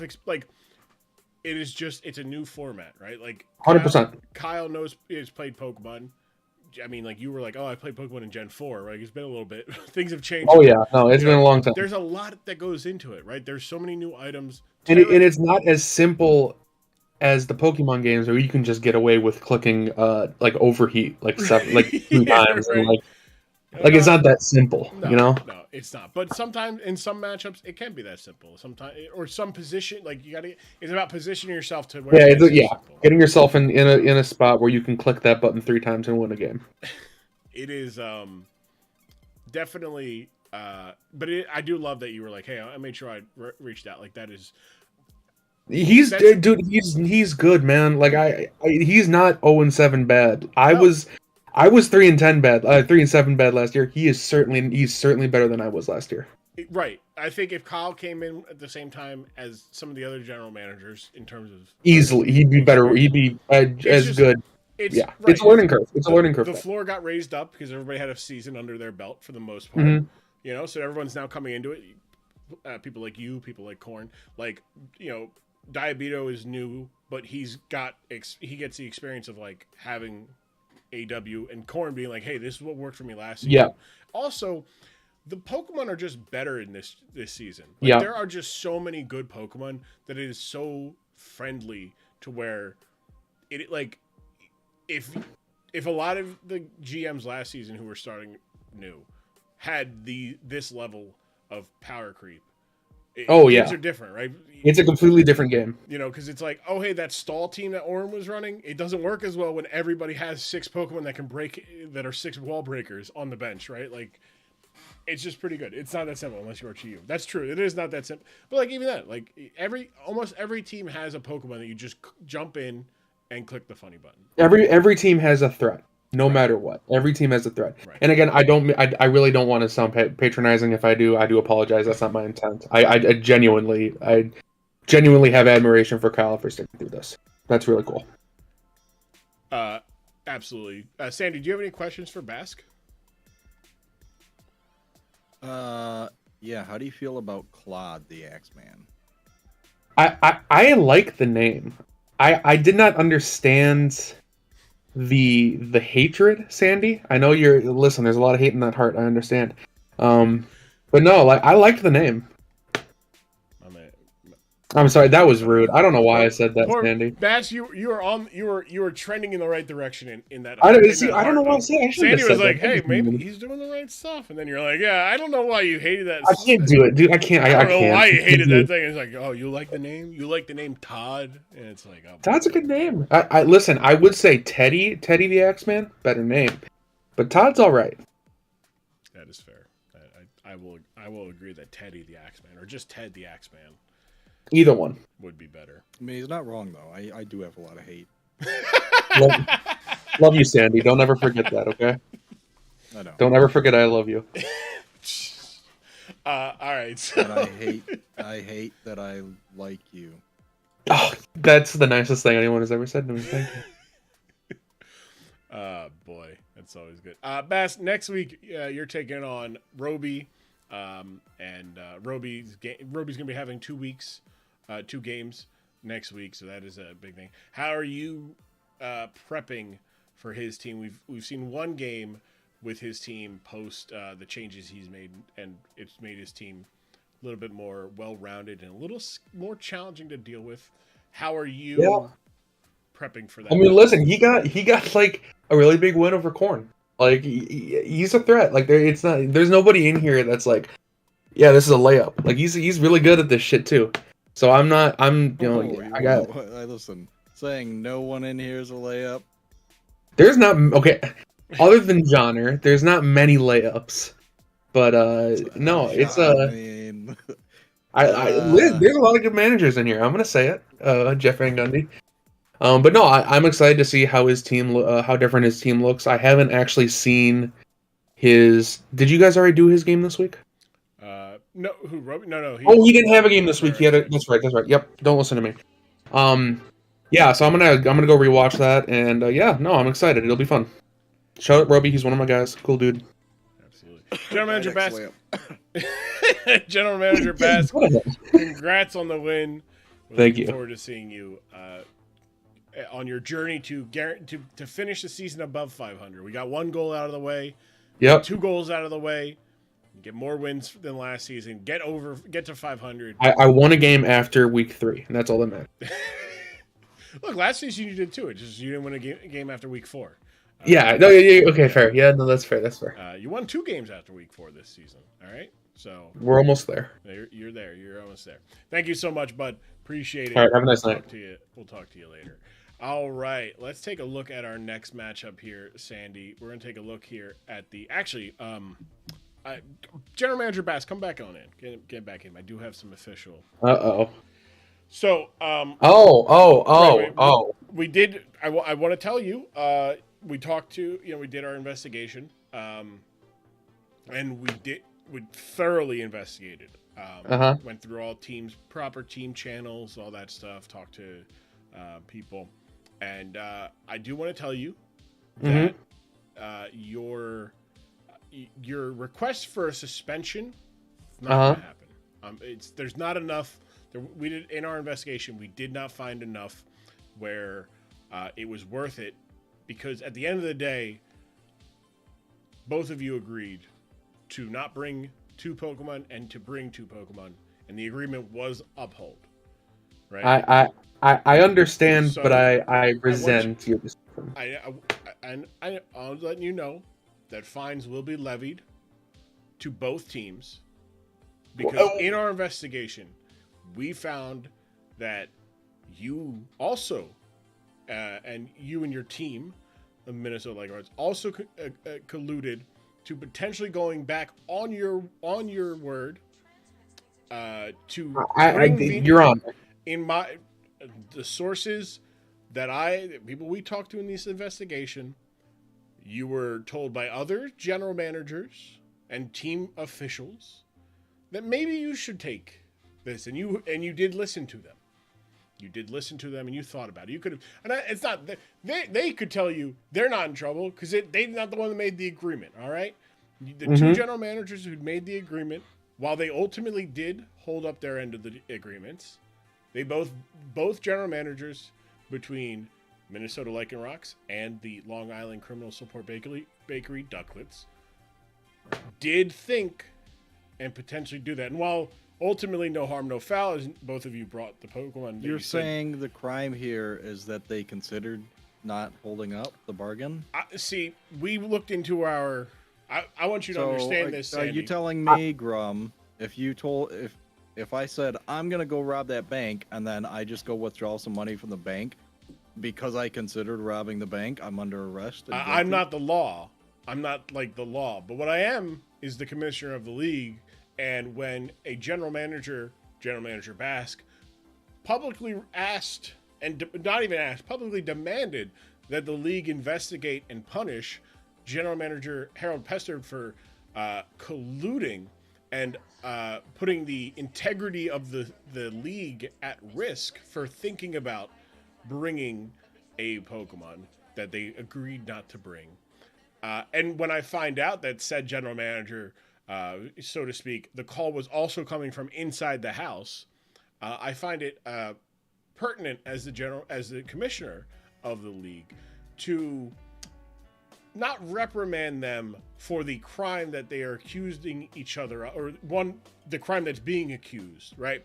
But more so, I find it necessary to find both teams because they agreed to something and the agreement went through and there should not be a problem, right? So what I'm doing is, rather than turn the entire fork on the general manager complaining, both general managers fit of the crime of thinking about it, of causing this distraction, of harming the integrity of the league, because they agreed to this thing and both thought about going for it, and nobody would have found out about it if no one said, hey, I would like there to be an investigation. Sometimes things get investigated and sometimes things get brought up and all parties have dirty hands on, dirt on their hands. And as the general manager, I am looking at this and saying, this is the most befuddling jargon you've ever done, Grum. I've done a lot of befuddling jargon, haven't I? But suffice to say, General Manager Bask, the Minnesota Lichen Rocks are going to be fined $250,000. It's steep. There will be bigger fines. I gotta go call Bobo. I need the company card. But I wanted to give you an update on your investigation. that you requested. That is our findings.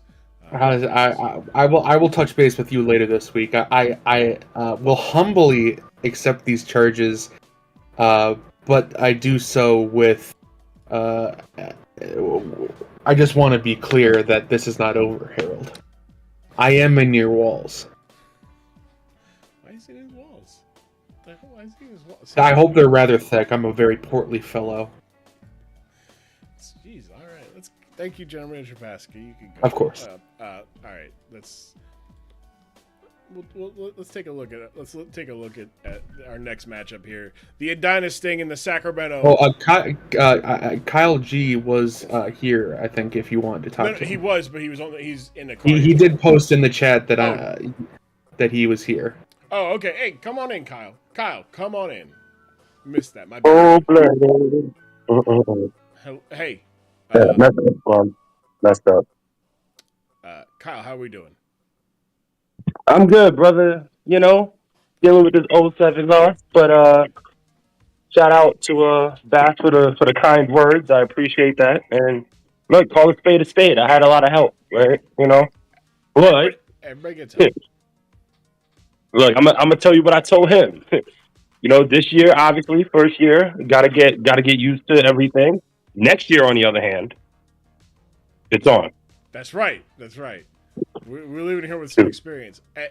I for thought you built a pretty good team with minimal help. I think you definitely had the right idea. I know I helped you a little bit. I know others helped you. You built the right team. It's just a matter of you got you got by the Destiny Bond. Great play by Bask. You got the bad roll, which is unfortunate. You know, these are things that happen, right? It's just luck of the draw sometimes. Yeah, absolutely. And even so, one of what I realized as soon as it happened too, was when he took out Stupid Shuffle, I knew instantly that I should have brought out GE5, because if I just would have vote switched earlier, I would have had an Amorous for a later turn. Mm-hmm. So look, I've been learning. You know what I mean? Trying to gain as much knowledge as possible. And look, as much as people like to shit on Bass, you know, he's not a slouch either. You know what I mean? Yeah. Like, you know, none of these matches are easy matches. You know, you have people who whether they started or not, everybody is progressing and learning. So, you know, right now, even for me as a GM, you know, stay humble, stay cool. But once again, next season is a different one. Right. Get the experience now. Now you know what kind of team maybe you know what kind of Mons to draft for next season. See how things work a little bit. Right. And you have yourself a nice little team. Sandy, do you have any questions for Kyle?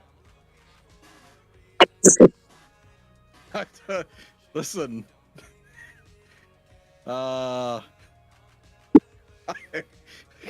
Crazy error going some over there. Wow. Somebody hacked the system, huh? That's crazy that just happened as you said my name. Yeah, weird. Very weird. Sandy, do you have any questions for Kyle? No. Great job being in the league and playing Pokemans.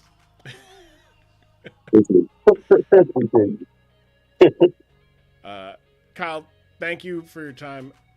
You're gonna get that win. You got three more cracks at it. I know it's coming. I know it's coming, brother. Yeah, I'm excited for next week. Let's do this. That's right. Well, General Manager K Marvel Kyle G. Check out K Marvel Kyle G. The 4 quarters of commentary on YouTube, talking all things wrestling.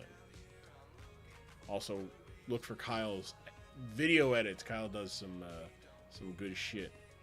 Which actually, speaking of Kyle, we haven't Akira Toriyama passing away. Rest in peace. Made me think of the video you did for Lala. It was good. Yeah, man. Yeah. So first off, shout out to Rufus Lala. She's been amazing multi-time champion on the indie scene. Been doing it for 20 plus years. But yeah, I did her entrance video, and a lot of it was Dragon Ball themed. She has a Beerus style ring attire. So yeah, man, Akira Toriyama is kind of like, he essentially, I see him as the Stan Lee of anime, right? Like he's definitely that one that he puts out those characters and these animes, and they're so legendary, and I don't want to say over the top, but they're so ingrained, and especially in the 30-year-old that generation that we're from, the Fox Kids generation, the Kids WB generation, where we used to watch it, especially in New York, 6 o'clock. It was Sailor Moon and Dragon Ball Z, 6 o'clock and 6:30 in the morning. So it's sad. We lost him and the creator of oh god, there was the other anime I'm blanking out. Oh, it wasn't Naruto. I think it was something else. Berserk. But yeah, but man, that he's a legend, and I think, I think a lot of us are wrestling fans. I think back to the New Day coming out of WrestleMania in Saiyan armor,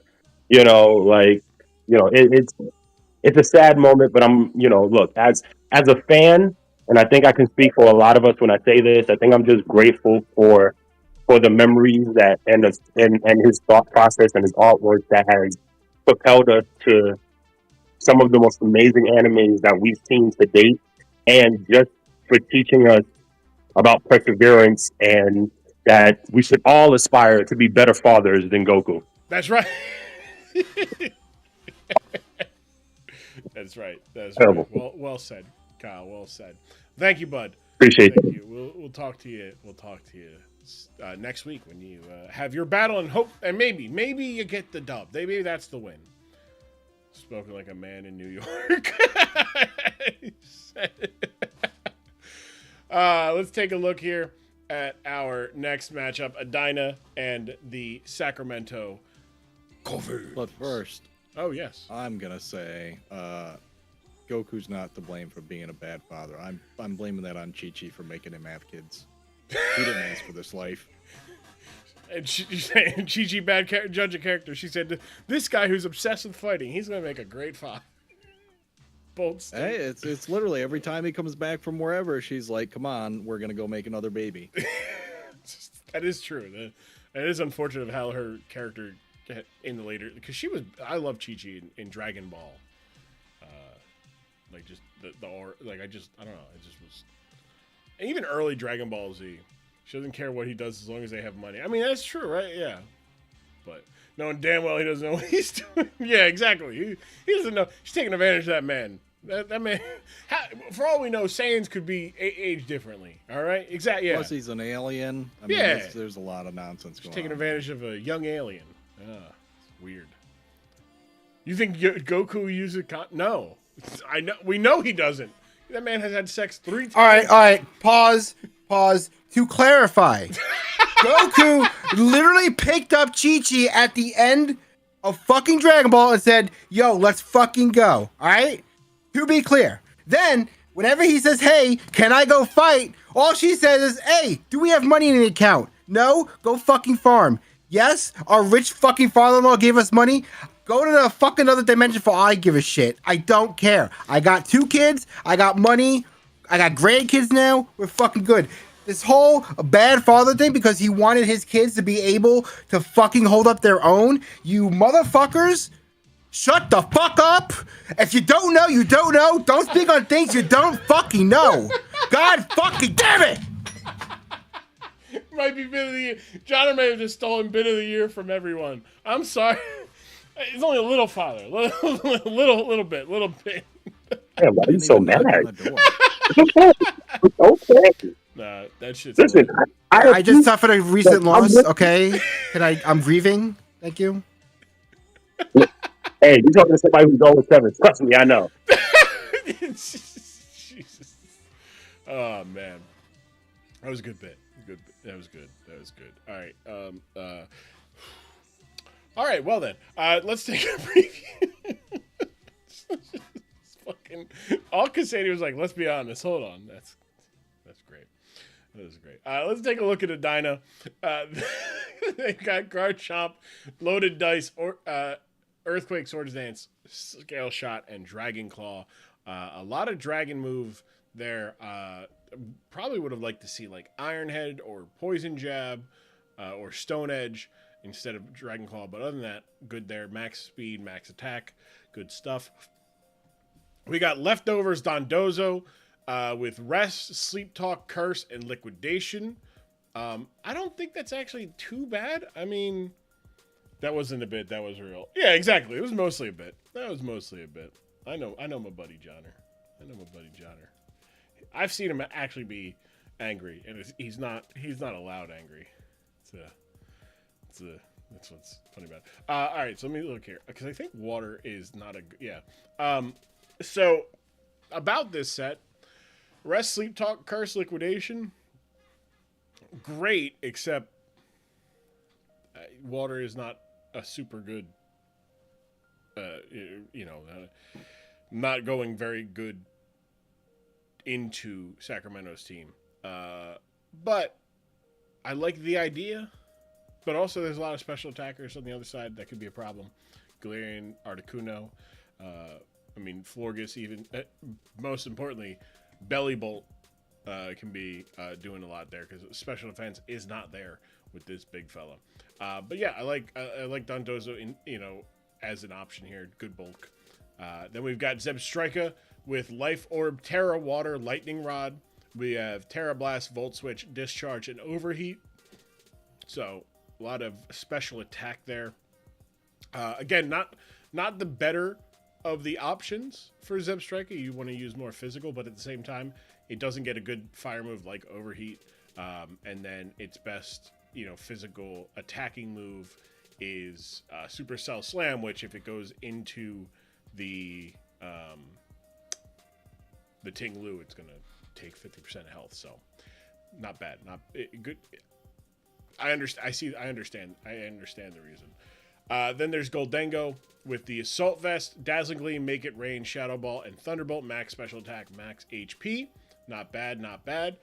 Does pretty good with that moveset. Does pretty good into a lot of the options on the other side of the team. I think I would have rather seen like Power Gem instead of Make It Rain.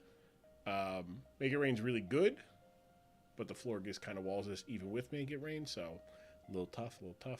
Donphan with Heavy Duty Boots, Sturdy, Rapid Spin, Earthquake, Ice Shard, Stealth Rock, standard Donphan set, and then Moltres making its debut for the Edina Sting with Heavy Duty Boots, Roost, Flamethrower, Will-O-Wisp, and Scorching Sands. Sandy, is there anything that is coming up, standing out to you for this? Nah. Okay. Funny that he nicknamed just one of his ones. Yeah, just the one. Just Glass Cannon. Loud is funny. Right, exactly. Loud is funny.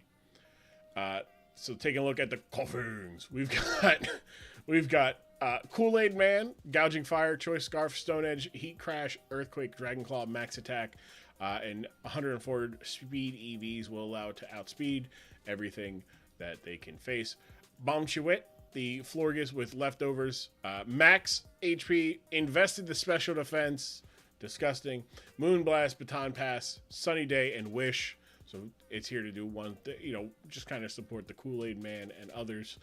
Then there's Paul Sewell, the Choice Specs, Terra Fairy, Articuno, who has Freezing Glare, Shadow Ball, Terra Blast, and U-Turn max speed, max special attack. See a Chump, and then it's a spider emoji and the whoosh, fucking whoosh, with Rocky Helmet, Sturdy, Stealth Rock, Whirlwind, Spikes, and Roost. The device, everyone. The device is here. Max HP, max defense. All due respect to Pro, but there recent events concerning a certain state hockey team, high school hockey tournament, fucking cake. Then there's This Man Ate My Son, the Bramble Weakness Policy, Bramble Gas, max defense, near max speed, Rapid Spin, Shadow Ball, Strength Sap, and Grass Knot. Interesting. Wind Rider is the ability. Good stuff there. And then That's President Jimmy Carter. Ting Lu with a. Oh my God. This might be the most. This might be the sickest set in terms of just being an asshole. Earthquake, throat chop, rock slide, ruination. Fine. Putting an assault vest and going max defense, max special defense with an assault vest with Vessel of Ruin, which lowers your opponent's special attack by 25%. This president, he's never dying. This is really naming him Jimmy Carter is perfect because Jimmy Carter, I just feel like is never gonna die. Jimmy Carter is never gonna die. Anything, Sandy, on this from this aspect of this side of the matchup that stands out to you? Yeah, that second Pokemon. Yes, the Bung Shuit. Yeah. Smash. You smashing this? Yeah. Okay. All right. I mean, I evened it out by making Starmie having his 0 attacking moves. That's fair, but also disgusting. Respectfully. I need to do something real quick. On this side of things. I don't know how it's pronounced. Florges. Florges. Can't say the name, but he's gonna smash anyway. Yeah, Florges. Like gorgeous, but with a floor. Where's my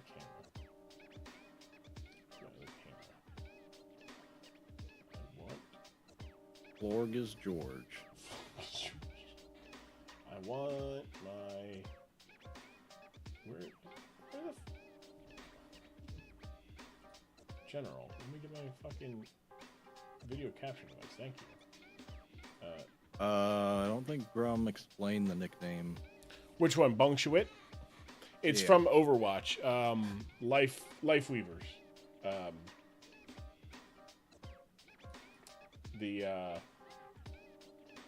is this? It's Overwatch. No one cares.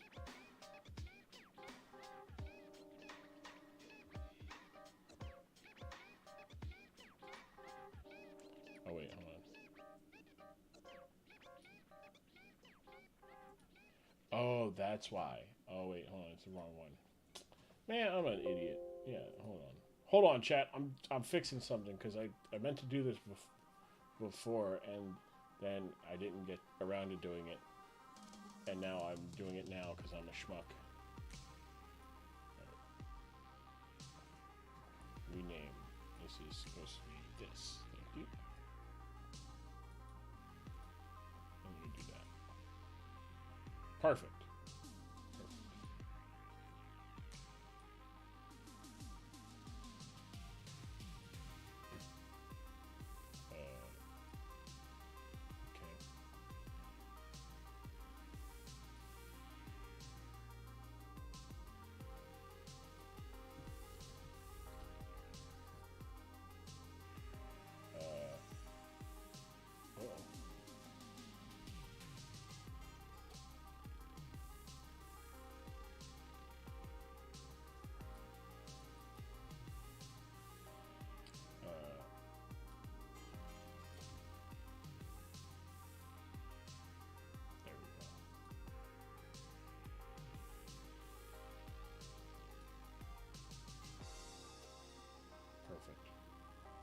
Perfect. That's exactly what I needed to do. Okay. Sorry, everybody. We're doing technical things, and I'm not talking while we're doing technical things.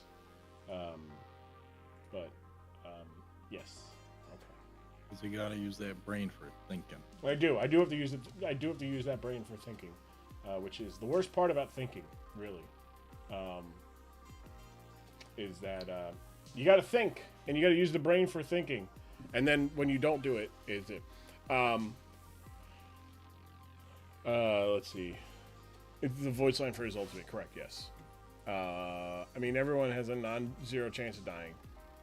Yeah. Tomorrow he dies. Yeah, that's true. Greater than 1% fair. It might be funny though, especially. Was it the forfeit? No, well, part of the forfeit. Yeah, I just had to make sure because I skipped because in the track of things it was skipped over, and I needed to make sure it was put in properly. Okay, right. We looked here. Good. We're all good. Okay, so let's take a look. I think that might have been that's the first smash in a little bit now. I think you also missed Sandy Bait.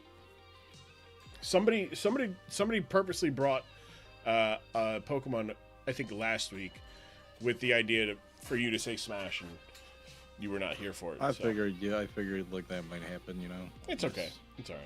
They'll probably bring it again. Who knows? It wasn't a bad Pokemon. All right. So we have on the bottom. Huh? That's Articuno.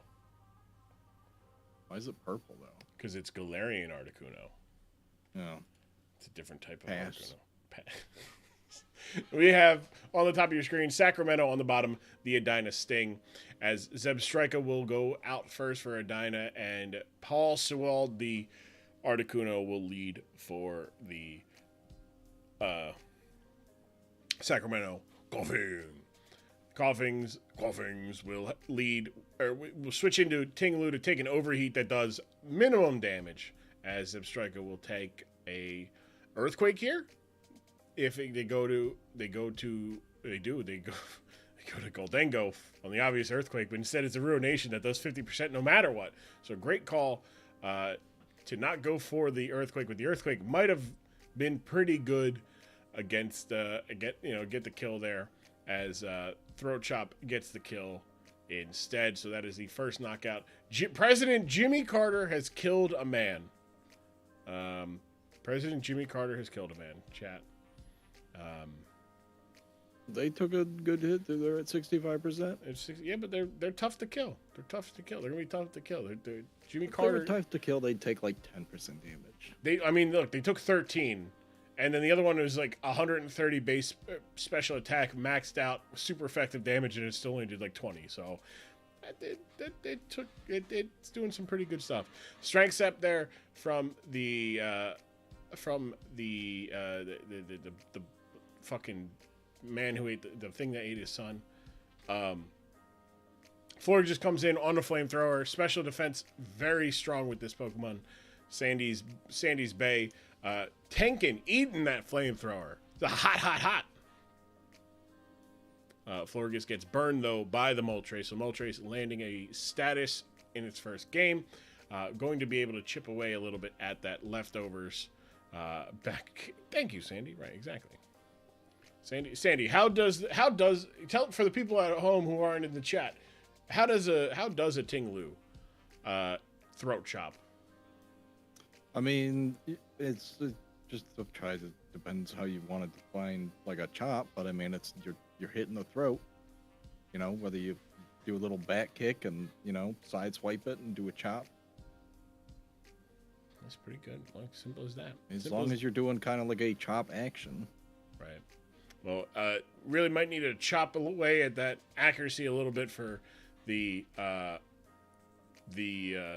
gouging fire, because they missed the Stone Edge and got hit with a big Scorching Sands, but they landed on the next one, avoiding a potential embarrassing moment where Moltres Moltres takes out the gouging fire because it misses 2 Stone Edges, but Garchomp comes out. Garchomp able to threaten this with either Dragon or Earthquake moves, but problem is Skarmory is there and it walls this Pokemon very, very well. Scale Shot is going to be able to chip away a little bit here and not make contact, which is good, as it will be able to avoid taking Rocky Helmet chip there, but in 4 hits, taking and the rocks, taking out about a quarter of its health.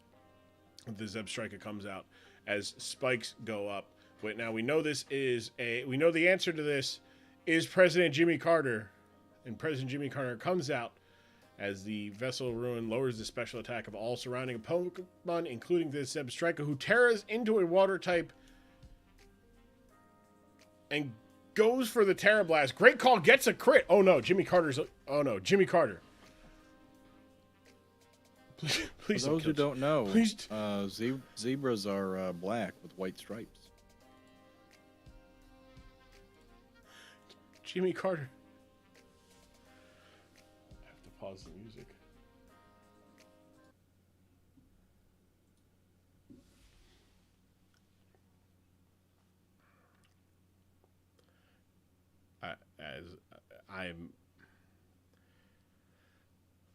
I regret to inform everybody that former President Jimmy Carter has passed away. And at this time, it is a grave and sad day for America. I repeat, once again, former President of the United States, Jimmy Carter, has passed away at the age of 100. We'll be right back.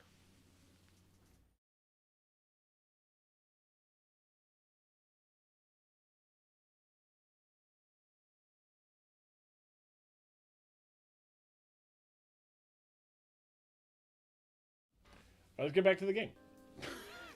Man died in 24, bad bit. Jimmy Carter died in 24?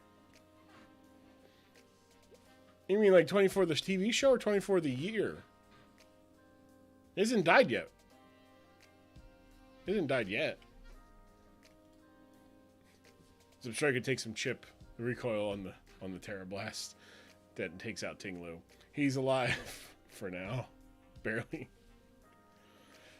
See, that's why I can make the joke. He's alive still. And then I can clip. We take that clip and we post it when the news breaks. I'm like, I broke this news live on stream. Discharge goes off against the Articuno, who is able to live thanks to tearing out of its weakness to electric, and the Zip Striker goes down. It is 5-3 as Garchomp comes out, and Garchomp can threaten with at least Earthquake here, but it does not at least get the knockout on the Articuno. You're right, Corn. I broke that news first. Garchomp goes for the Earthquake onto the Skarmory again. Great call. Had to go for it there because could not go for the Dragon type moves, which is again why having two of them is a little rough there. As the Skarmory gets back to full health and all that. He was born in 24. We were under the assumption he was a zombie. Spikes go up as the Donphan will spin away the spikes, but takes chip there, breaking its sash. And it's not like this Skarmory can't do any damage. Cannot do any damage. So he undied in 24. I guess I'm confused about that, Johnner. Spikes go up again for the Coffins. As Dondozo is going to come in, take some spikes chip there. And Skarmory is going to whirlwind it out and say, "Get on out of here, big fella. Get on out. Bring me the Garchomp." Still a bad bit. No. Swords Dance. The Garchomp goes for the Swords Dance, but can become victim here to a whirlwind, getting rid of that there. But spikes go up again, so there's two layers. I don't want anything to take my chances away. Another Swords Dance going to +3, getting Pro Scream getting greedy, does not go for a little bit of an attack there, as Whirlwind will get rid of all that those big damage potential there, and Donphan comes back out and will likely go for a Rapid Spin to get rid of those hazards, as the kid is blocked by "This man ain't my son." See it, chump. Exactly. Yes. The Strength Sap will take away some attack there, as the Bramble Gas will already resist the Earthquake there, but as you can see, taking a little bit less and less there. Garchomp taking more and more damage from the chips there coming on in, as a Rapid Spin onto it will allow Bramble Gas to get rid of the rocks on its side of the field while taking a little bit of chip from the Rough Skin, as the Florges will come back in on a Dragon Claw, which is not going to do anything because Fairy type is immune to Dragon type moves, leaving the Garchomp in a kind of a, got to go for an Earthquake here, which does not miss. It does not go into a Skarmory. Diabeto lets the Florges go down, which will allow him a clean switch into Gouging Fire, who can, with a Dragon Claw, take out the Garchomp, gets hit with the Rough Skin, and puts himself in a pretty good position as Dondozo and Donphan are the only Pokemon left for Pro Scream and the Dynasting. Donphan going to come in and potentially goes for what could have been an Earthquake. It is an Earthquake into the Skarmory, who is able to sit here and resist. The Wrap does get rid of the spikes though, and takes the chip damage there. What up, Anthony? How you doing, Anthony Rodriguez? How you doing? How you doing? Oh, big whirlwind, getting the Dondozo out, saying, "Come here, big fella. We're just gonna fuck with you." As the Dondozo is able to get back some health, though, that is the plus sign. There is no hazards, so there's no reason to worry about this incoming liquidation or a curse. And Pro Scream goes for the rest, which is a interesting play there. Oh, it's you, Sky. That's weird. What up, Sky? I just docked Sky. My bad. 2 dragon moves? Yes, 2 dragon moves. Dondozo goes for the Sleep Talk, though, which goes for the Curse, which doesn't help it against the Grass Knot on 94%. Very, very... it could have got the Curse and then went for a Liquidation, although, unfortunately, it got 2-shot by a Grass Knot anyways. And the Dondozo comes out on the... Donphan comes out on the Grass Knot and will go down. How you doing, Sky? It was a good battle we had, bud. That was good. I'm still like... whew, like coming down from it like hours later. Felt good. Dondozo asleep, dies to the Grass Knot, and we have another 4-0 victory. This time, Sacramento winning 4-0 for Sacramento winning 4-0 over a Dynasting. I believe I have some stats here. I have my stats here. King Lu had a knockout. Skarmory had 3 hazards and a lot of chip damage. A lot of chip damage with that whirlwind. But Brambleghast finishing off, getting two knockouts with the Brambleghast is nice. Getting 2 knockouts with the Gouging Fire, also good. Garchomp getting a win, getting a knockout, continuing to get knockouts one at a time. And the other knockout coming from the Zebstrika for Pro Scream. We had a nice... dude, Hisuian Arcanine goes fucking nuts, y'all. I cannot wait for you guys to see next week's battle. If you haven't yet, go watch my Week 1 D-League, UNPL D-League match where Arcanine got 4 kills with Choice Band Rockhead's Flare Blitz. Or, sorry, 3 of them with Flare Blitz, 1 of them with Head Smash. And understand that there's more to come. It's just a funny button. One more match to see if Bass screwed up the full 4-0 week. Oh, boy. I knew Sandy. See, I love Sandy. Sandy knew how to get that. He said, wait a second. I can spin this. I can spin this as a diss on Basque. That's good. That's good. Sandy, what from this match, if anything, stood out for you from Pro Scream or from Diabeto?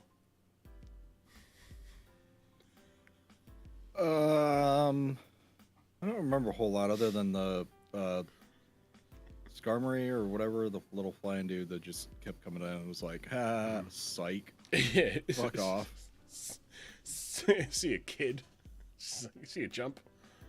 Whoosh. So good. It's so good. Sorry, was preparing to win a hockey tournament. That's right. That's right, Pro Scream. Talk your shit. Let them know.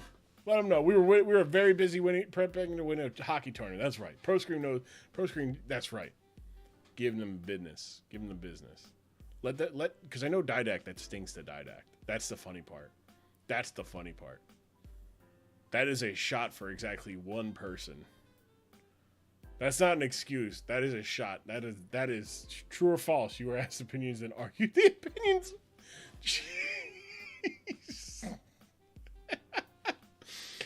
Hey, look, that doesn't change the fact that they were prepping to win a hockey tournament, Johnner. All right, that doesn't change the fact that Pro Screen was and Edina was looking to win hockey tournaments. That's right. Let them know. Pro Screen. Diabito, come on in because Pro Screen. If you want, you can. If not, it's all good. But Diabito, come on in, pal. We got to talk to you, pal. We got to ask you some questions about some of this stuff. If you got to talk to me, I'm gonna let me talk to you. Yeah, let me. Why no attack? You put the device. You just put the device. Listen, man. Mainly because I got really excited with Gouging Fire and Manual Sun. I got really excited. That thing fucking cooked. And then I saw the fucking Dondozo, man. Fuck that stupid fish. He took so much from me. Gouging Fire was like 2 off the kill lead. I was like, man, I could really get like 5 here. And this fat ass is just sitting there. So I was like, listen, like the Don fan can't touch me. Dondozo can't touch me. Garchomp he can learn Flamethrower and Fire Fang. So like I have to scout for that. Other than that, it can't touch me. I can't touch any of them back.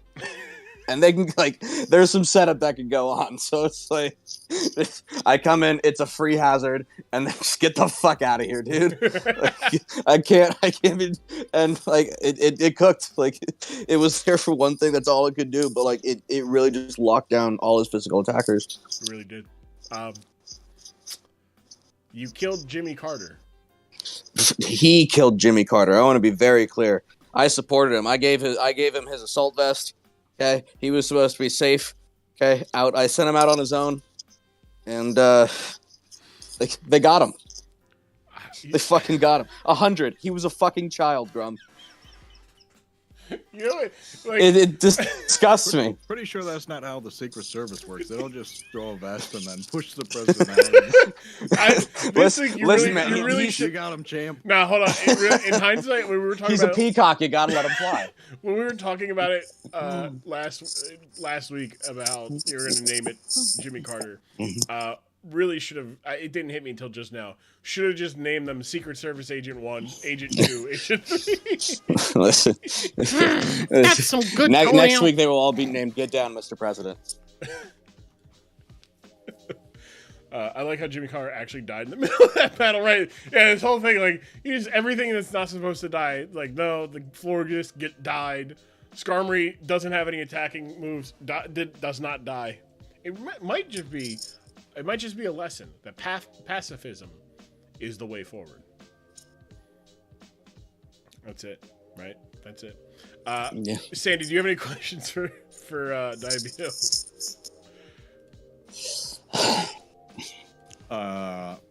Yes. I have to remember what it is. Oh.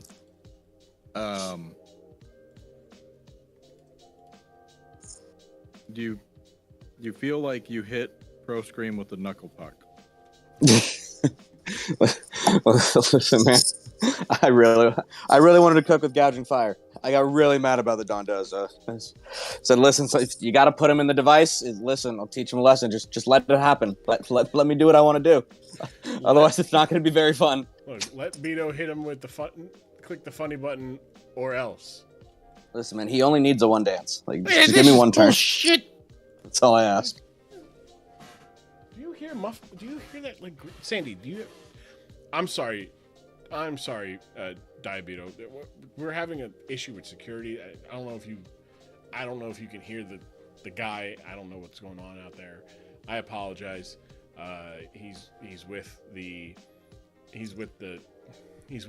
Long Island Criminal Support Bakery. I don't know what his whole deal is, but I assure you, security has it so that you are safe to leave. You don't have to worry about any dangers to you on your way out. I don't know what's going on over there, but Diabito, thank you so much. Next week, you get to watch Korn and AW go at it in the final Bloodline match of the year. Do you have a prediction? I just hope everyone has a fun time. Okay, I like that. Well, Diabeto. And I mean, I will. To be clear, I will not be having a fun time. No, I it's so. But you know, if that's, I'm not a hero, by the way. I'm not a hero. Not a hero. Not a hero. I will sacrifice that and let the boys cook. I understand. Well, General Manager Diabeto of the undefeated Sacramento Gophers. We'll see if where you go. It might be there's a chance. We got one more match, and it involves the other undefeated team. So we'll see where you rank at the end of this week. Diabeto, thank you so much for joining us. What's a bloodline? The bloodline is the first off, acknowledge the bloodline, everybody. Either the DSPL bloodline or the bloodline of WWE. Man, this is bullshit. I'm allergic to bullshit, apparently. Don't know what's going on there. I don't know. It's wild.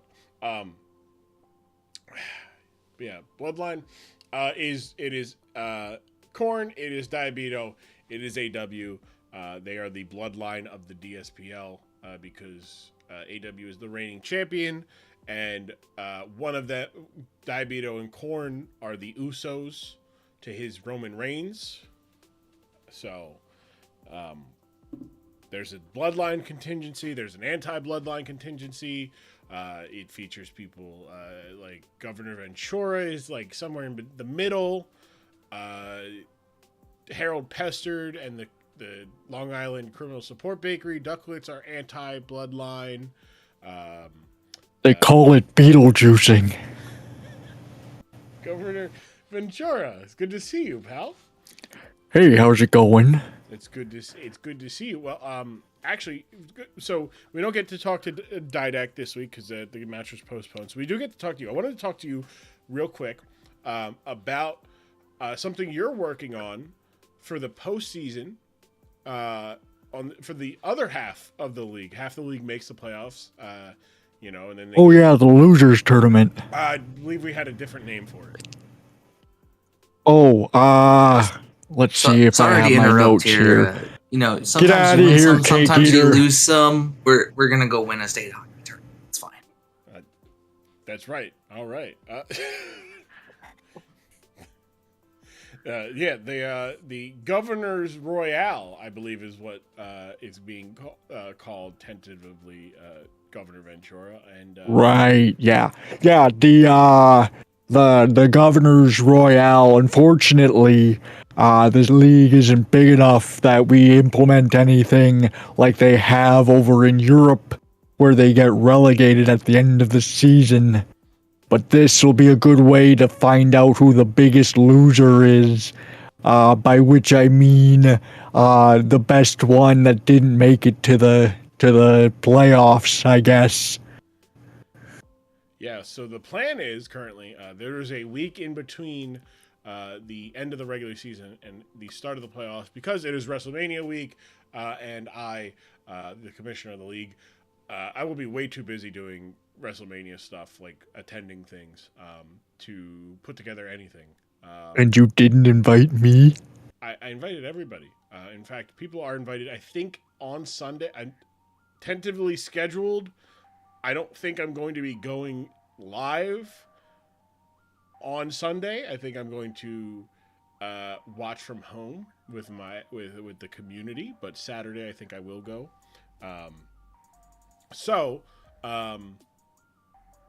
That week, I believe Didac, the creator, not the general manager, but the creator, Didac, is going to be putting together the early parts of the Governor's Royale with the bottom 8, and then we will be doing that, I believe, simultaneously with the regular playoffs, and then the finals of the championship game that stream will have our All-Star game, with the All-Star Mons.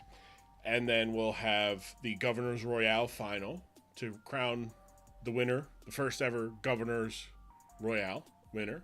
And then Now, I know we didn't talk about it in our meetings, but what are the stakes? Will there be stakes? I mean, we can order. Oh, you mean like stakes as in like, well, that is interesting because I have thought of some ideas of like potentially like the winner is locked in to a certain, the winner is locked in for the Royal Grumble. The annual, we do this annually, but going into season 3, we'll have some Royal Rumbles to determine in the draft order, or at least how people want to select. Maybe I'll give the winner they get to pick where they enter the Royal Rumble. And every potential edition of the Royal Rumble in the case of people wanting to buy a restart. So basically, you lock yourself into your positioning into the Royal Rumble that determines who wins every time. So, for example, Like what my son did in getting us our pick of the litter. Yeah. Wait, that's your son? No, Jesse Jr. that was in the Rumble. In the Rumble, yeah. Correct, yes. Correct. I might sack this season for next season. Yeah. So basically, stakes at our meetings. Basically, I was thinking about that, which obviously it sounds like a quick look at it. Plenty of people like that idea, but I think it gives. This also is going to be an optional thing. I don't believe that teams will be forced to do it. It's fun if you want to get some more reps. But if you're like, hey, I don't have the time right now, and I don't have to play it, so I'm not going to. That is also fun. Listen, our plans to move to Vegas have seemingly evaporated. I don't know what's going on there. Well, I don't. That's not a lot that the league can talk about it, but to my understanding, that is something that is not in the ball is currently not in the league's court. That is somewhere between you and Vegas, but that is between you and Vegas. Governor Ventura, one more question. Sure. Do you feel like moving to Vegas would be a clean start for your team, or is it that there's such a saturation of Minnesota area teams, upper Midwest teams, that it's hard to stand out amongst them? Well, you see, it's like this. We have 4 teams already in the Minnesota market. We have 5 GMs that are in the market, with one deciding that he was going to be in the Western market. I don't know what's wrong with that corn guy. But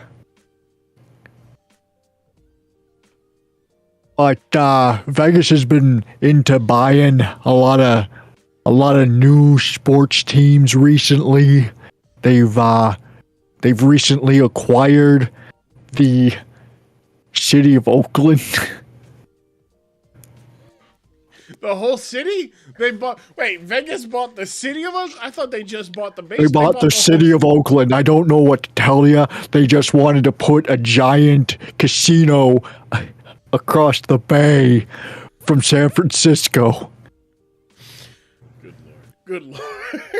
So they need to move all of the sports teams out of Oakland so they can erect this casino.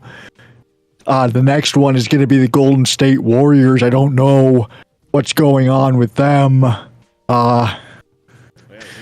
who knows? But okay, that's all I wanted to know. Look, oh boy, yeah. All right, there it goes. Governor Ventura, thank you for joining us and answering some questions. We look forward to the Governor Royale at the end of the season and leading into the playoffs. Yeah, it'll be a good time. Yeah, don't be a dirty hippie. Don't be a dirty hippie, yeah. Oh boy. Oh no, Kyle's walking into it. No. Kyle, don't walk into it. They're gonna hit you, Kyle, with it. Oh no. Oh boy. Oh no, Kyle walking right into it. Everybody, we do have a main event. No, not Corner Man. Not like this, man. House is about to get hit with the joke, and it's gonna hurt. All right, so let's take a look here at our next matchup, our final matchup of the weekend. I did put them there. Perfect. All right, and we're going to look at the undefeated Indianapolis Ignition. I'm going here. Lefties. I'm gonna hit you with a left. We got Primarina, Terra Water this week, Torrent, Moonblast, Surf, Energy Ball, and Flip Turn, Max Special Attack, Max HP for Primarina, obviously named pick too early. We've got Bomba, the Ursaluna Blood Moon, or Bomba. It's Bomba. It's Bomba. Oh, Bomba. With leftovers, Mind's Eye, Calm Mind, Moonlight, Earth Power, and Blood Moon, which does hit pretty good against the team. Good coverage against the Long Island Criminal Support Bakery Ducklets. There is Gliscor, as always. Glizzy Overdrive with Toxic Orb, Poison Heal, Earthquake, Toxic Protect, and Substitute. That's disgusting. That is disgusting. I hate this. I hate this so much. But, HP, defense, standard. The fact that it's just so shamelessly, I'm just going to spam Earthquake. But look, they get to spam Earthquake. There's 2 Pokemon on the team that resist it. And one of them is a Hisuian Lilligant. So this is not a bad call. I hate it. It's so shameless. It is absolutely shameless.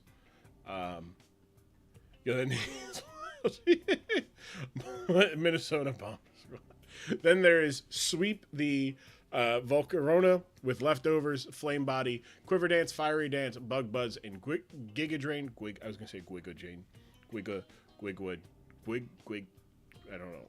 I've been Dwayne, Dwayne the Rock Johnson, Giga Drain, Max Special Attack, Max Speed. Bleh. But with that Quiver Dance, it's going to get some boost to its special defense as well.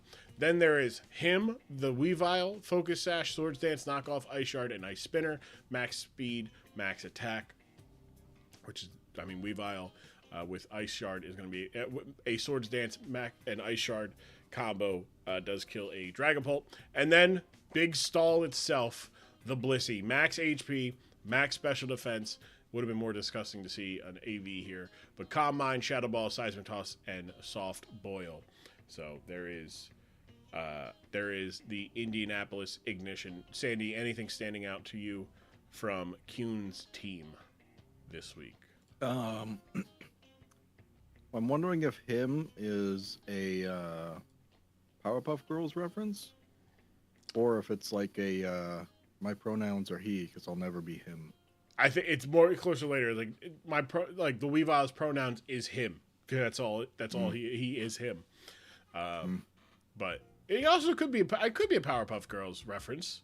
Definitely if it was because the shiny, even the shiny works better for the Powerpuff Girls reference. But it could be. Well, there's the devil. Yeah, was just called him. Yeah. No, I know. I think it's closer to like Weavile is him. And then, but it could be. I didn't think about the Powerpuff Girl reference, but Eagle Eye Sandy, of course. That's why the best commentator in the game. Taking a look at the Long Island Criminal Support Bakery Ducklets, we've got Muffins, the Dragapult with choice specs that match the shiny. Flamethrower, Thunderbolt, Surf, and U-Turn with the Infiltrator to get through substitutes. So really good there. It can go through the Gliscor substitutes there. Yes.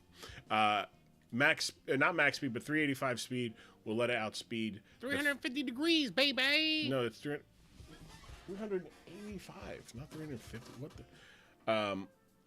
Someone's gonna wait. I heard someone was gonna leave an angry Electrode at the studio. Not saying who. Who would leave an Electrode? What the hell's wrong with something? What the fuck? What? Max special attack and 136 in HP. We got the Choice Scarf Heatran with Flamethrower, Earth Power, Flash Cannon, and Power Gem with Flash Fire. Again, max special attack, good speed there. We'll be able to outspeed the Weavile on the other side of the field. and that is really good for the Heatran there because it doesn't want to take like a low kick, which it's not going to, but also outspeeds and flamethrower kills, flash cannon kills, power gem kills. Then there's Cream Puff, the unaware Clefable with leftovers, Ice Beam, Moonblast, Moonlight, and Stealth Rock. Max HP, some special defense investment, some special attack investment. Terra Flying Electivire. This week we've got Choice Scarf, Supercell Slam, Ice Punch, Terra Blast, and Cross Chop. Supercell Slam is a little dicey there because of the 2 ground types, but Ice Punch is really good. Terra Blast is solid this week as well. And Cross Chop also very good. Then there's Hush Puppies, the Overquill with Rocky Helmet, Toxic Spikes, Barb Barrage, and Aqua Jet. So more of a defensive. And we're seeing there with the physical defense and HP investment there. Getting up some spikes and just chip and some priority. Good stuff there. And then Hisuian Lilligant with Life Orb, Hustle, Victory Dance, Ice Spinner, Poison Jab, and Close Combat. 330 speed. After a Victory Dance will allow it to be faster than the Weavile. I believe 330. Do I smash this? I don't know. Smash. There it is. So there we go. We have 2 smashes in one stream. 330 lets it outspeed the Volcarona without and keep up with the Volcarona with Victory Dances as well. But Ice Spinner, Poison Jab, and Close Combat. Hustle gives all these attacks 50% accuracy buff or 50% power buff.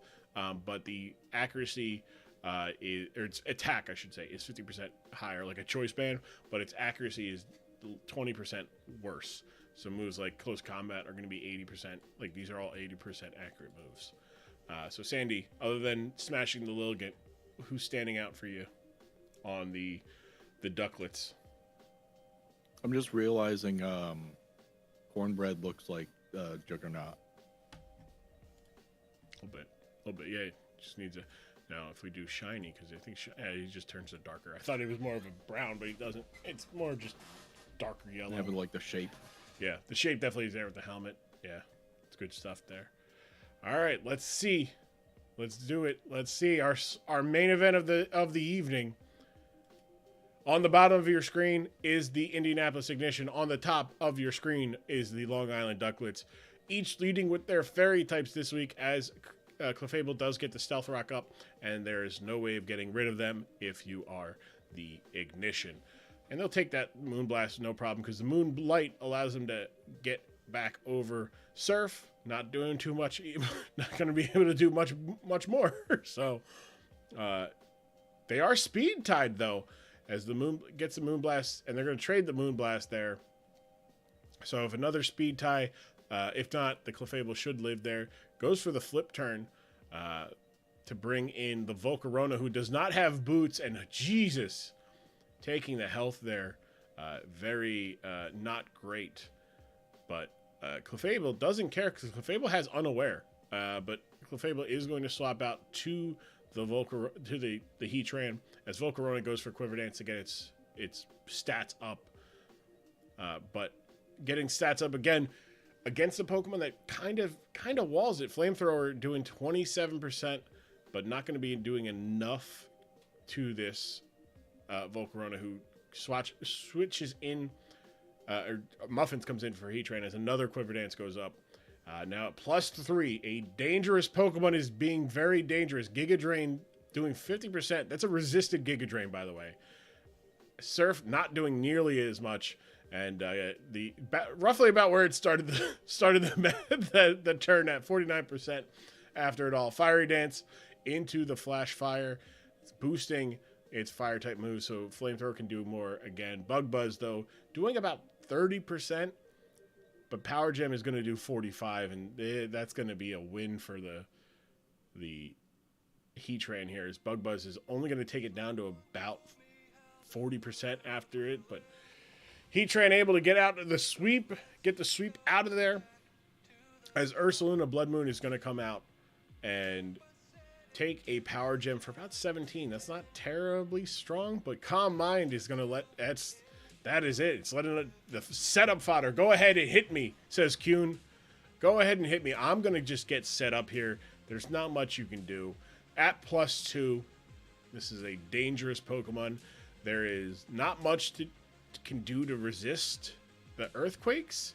Moonlight gets it back to 95, and the leftovers will get it back to 100. So the Ursaluna able to tank the hit, get another Calm Mind up, and he's going to be able to tank another hit, another Surf. And it is getting a little dangerous here as the Ursaluna is going to be able to get back over 75% health with the leftovers, over 80%. And this Surf is only doing about 35, so another Calm Mind will let it go. Just kind of be even tankier. But +3 is good enough here. Risking a crit here, but Earth Power is going to get the kill there. Could have gone for the Blood Moon, but saving the Blood Moon for the next opponent here. Hisuian Lilligant comes out. Hisuian Lilligant is faster, does go for the close combat, lands the close combat as the Ursaluna goes down, giving them a 5-4 lead.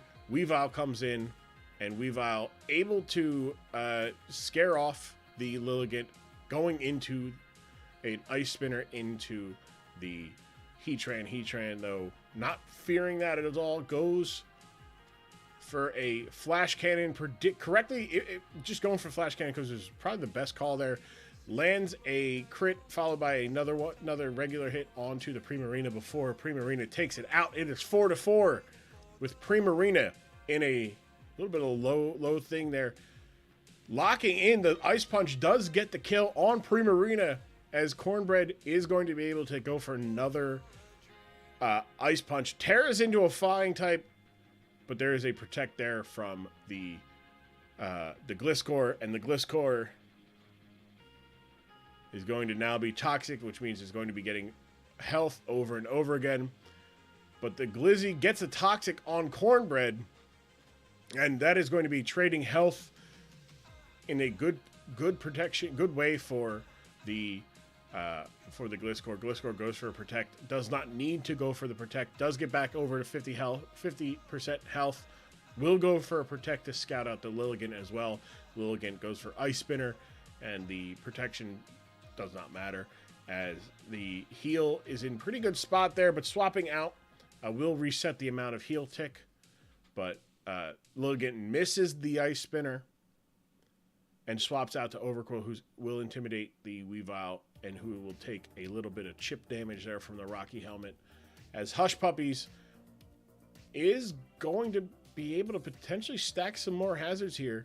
Goes for the Barb Barrage, which is not an effective move for the Gliscor, as the Gliscor is going to be able to spam an Earthquake here, except there is a Flying type now on the field in the form of the Electivire, and now Electivire does not have to worry too much about the Toxic. I believe Ice Punch does get the kill here after this one. They're about 75% each. Ice Punch lands, gets the crit, so the crit might have mattered. I think it did like about 60 something, so maybe it was low roll. But Weavile comes in, almost dies to rocks, as Overqwil comes in and will get the knockout on Swords Dance. Great call there, Swords Dance. But the Aqua Jet does get the kill, as Overqwil's like, no, I'm getting this kill no matter what. Don't you think I'm not getting this kill? Big stall, taking big damage from a Barb Barrage. That's no investment.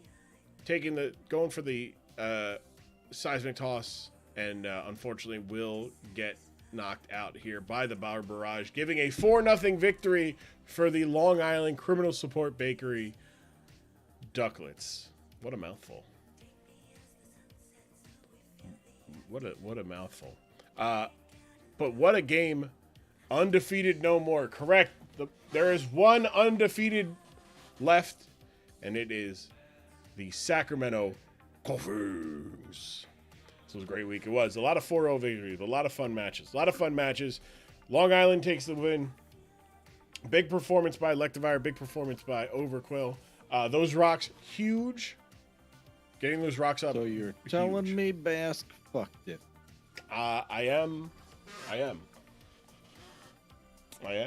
Had all 4 O's except for Bask. Bass got a 3-0. That's the only one. What a shame. Oh, brother, this guy stinks! Oh boy. Sandy, other than Bask ruining what could have been a perfect 4-0 week for everybody, what'd you take from this match between Long Island and Indianapolis? I mean, I don't want to speak highly of either of these teams, but I was still surprised that Harold was able to win.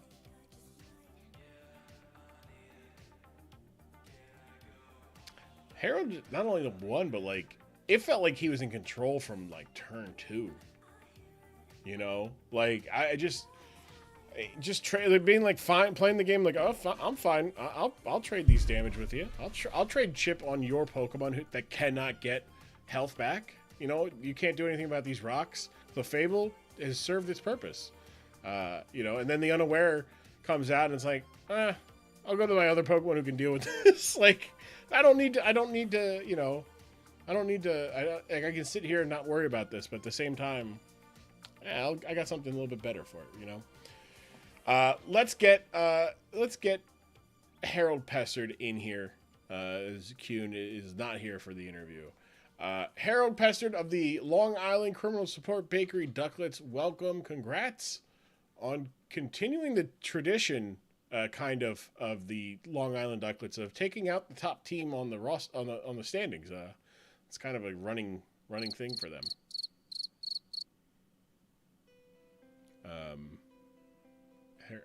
Harold? Hello? Okay, he's having microphone issues. It's okay, everybody.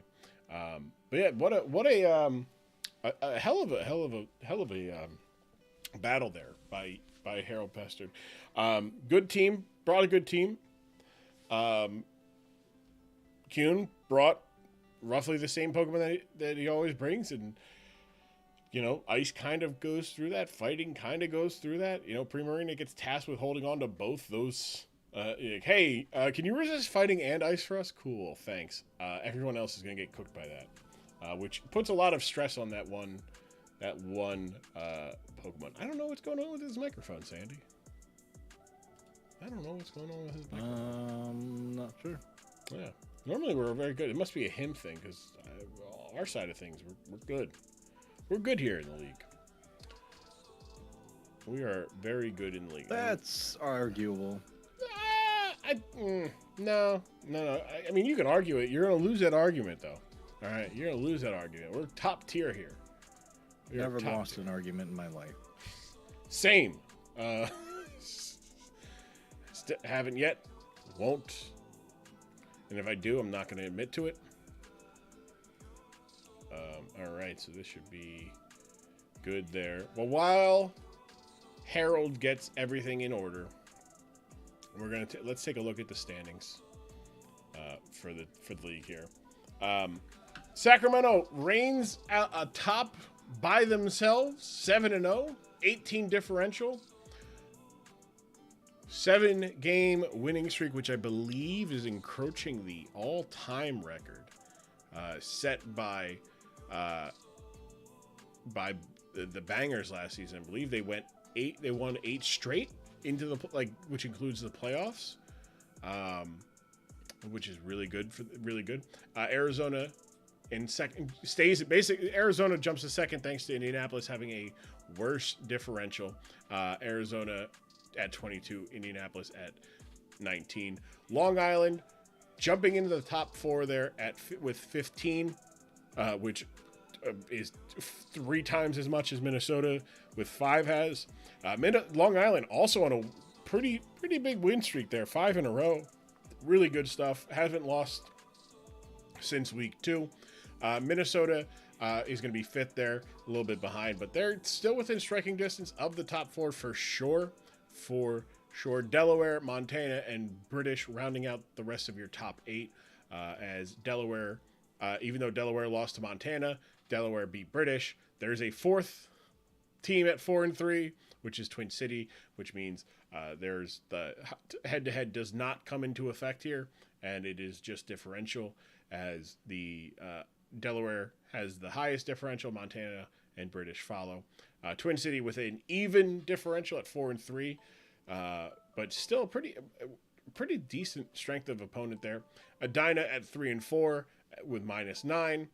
You're in 10th place. In 11th, you have the Aussie Illusion at 2-5, but -2. So they're within. They're close. If they're losing close. They're losing close. Colorado, we have Jim Jam taking over for Colorado. So Jim Jam will take control starting week 8. So if you're listening to this, you're in the league, reach out to Jim Jam, help him out. I mean, I'll be around, but also Kyle with Kyle on Kyle. Everybody brings their best against Kyle like that. Kyle got it by a decent amount, right? The next highest, I believe, is Sacramento. It's a full point above Sacramento. But Dallas and Pig's Eye have yet to play, so one of those two teams will move to 2-5, and the other will stay at 1-6 with Cambridge. Cambridge getting their first win of the season, and New York being at 0-7. Oh, I think we've got his microphone. Is that Harold, General Manager Harold Pestard? Hello? Hello. Can you hear Harold? Yes, we can hear Harold. Yeah, we have bad technical difficulties over here. Yeah, we can see that.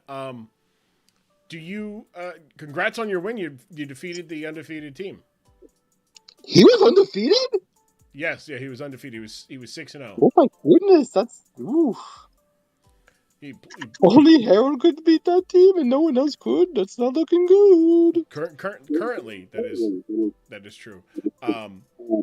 Now, Harold, I do want to bring this up. We talked about this to General Manager Bask, and we're getting a little bit of an echo from me. Okay, thank you. So I just want to make sure you can hear this loud and clear, and there's nothing wrong. So, as you may know, there was an investigation into. We called you. The league office called you and talked to you about an investigation that was asked for by your Week 6 opponent, Bask, general manager of the Minnesota Lycan Rocks. We did conclude our investigation. We found that while you did not actually go back on your word, there is an element of the integrity of the league that you both kind of went against in the form of this whole back and forth. It doesn't paint the league in a great eye, but we figured we're not going to suspend you for a week. We're not going to suspend Bask for a week because both of you, in our investigation, we found that both of you did potentially think about going back on an agreement you guys publicly made. But we are going to give you think of it like a slap on the wrist for just behaving in a way that does not represent the league in a way we want you to, and your team's gonna be fined $250,000. Oh yeah, our lawyer Morgan Freeman will look into that. Yeah, that's bullshit. Okay, I'm just okay. Congrats on your win. Are these fines going into the pit? These fines are going into the league championship pot. Yes. So the team that does win will get that. At least half of it is. The other half will be donated to charity. Of the league's choosing. Trying to do this full time. But bad news out of the way. Let's talk about good news. You're 5-2. You've jumped into the top 4. The top 4 are guaranteed to be able to get lose in the playoffs one time. Potentially in the seeding matches. How does it feel to kind of really show where you're at in terms of the rest of the league after a 0-2 start? We talked about it a little bit last week, but now you knocked off one of the better teams in the league. There's really no denying it now. how good you have turned into as far as a battler and a GM. How does that all feel with the playoffs 3 weeks away? I guess good. Yeah, pretty good. No, that's simple. Sandy, do you have any questions for Mr. Pestard? Not this week, no. Okay. Well then. Well, Mr. Pestard, that's all we got for you. Next week, you're taking on the Aussie Illusion, so your first matchup against the Trick Room loving team, but potentially Rain team as well. How are you preparing for the Trick Room that is the Aussie Illusion? Oh, I'll probably just put all my Pokemanners into make them as fast as they possibly can. Okay. All right. Well, that's all right. Well, you know what? Good game. We love to hear that. We love to see that. And I don't know what's going on here. Did I just? Okay, I gotta go. So long. Toodaloo. Oh, we're still there. Okay. Weird. My chat is not showing me Twitch stuff. So if you're talking to me via Twitch, it was not working for some reason. All right. So we've got a full slate next week. We have the Pig's Eye Pig Night and the Dallas Dustclops taking on each other to finish off week 7. And then we're also going to see a full schedule here. I think we're gonna give the Montana Marowak and the Arizona Diamondbacks the respect that they deserve. Two playoff level teams, a vital match as when we look at the standings, they're only a game behind each other. It is possible. It's not possible for them to tie at the end. Or they're 2 games. Sorry, 2 games. My brain is. But a very important matchup potentially for Montana to keep in the playoff race, and Arizona as well to keep pace with the with Minnesota. Minnesota can jump in a little bit here and be in a little bit of a good position there. But that is going to be our main event of the week there. We're going to kick things off next week. I think we're going to kick things off next week.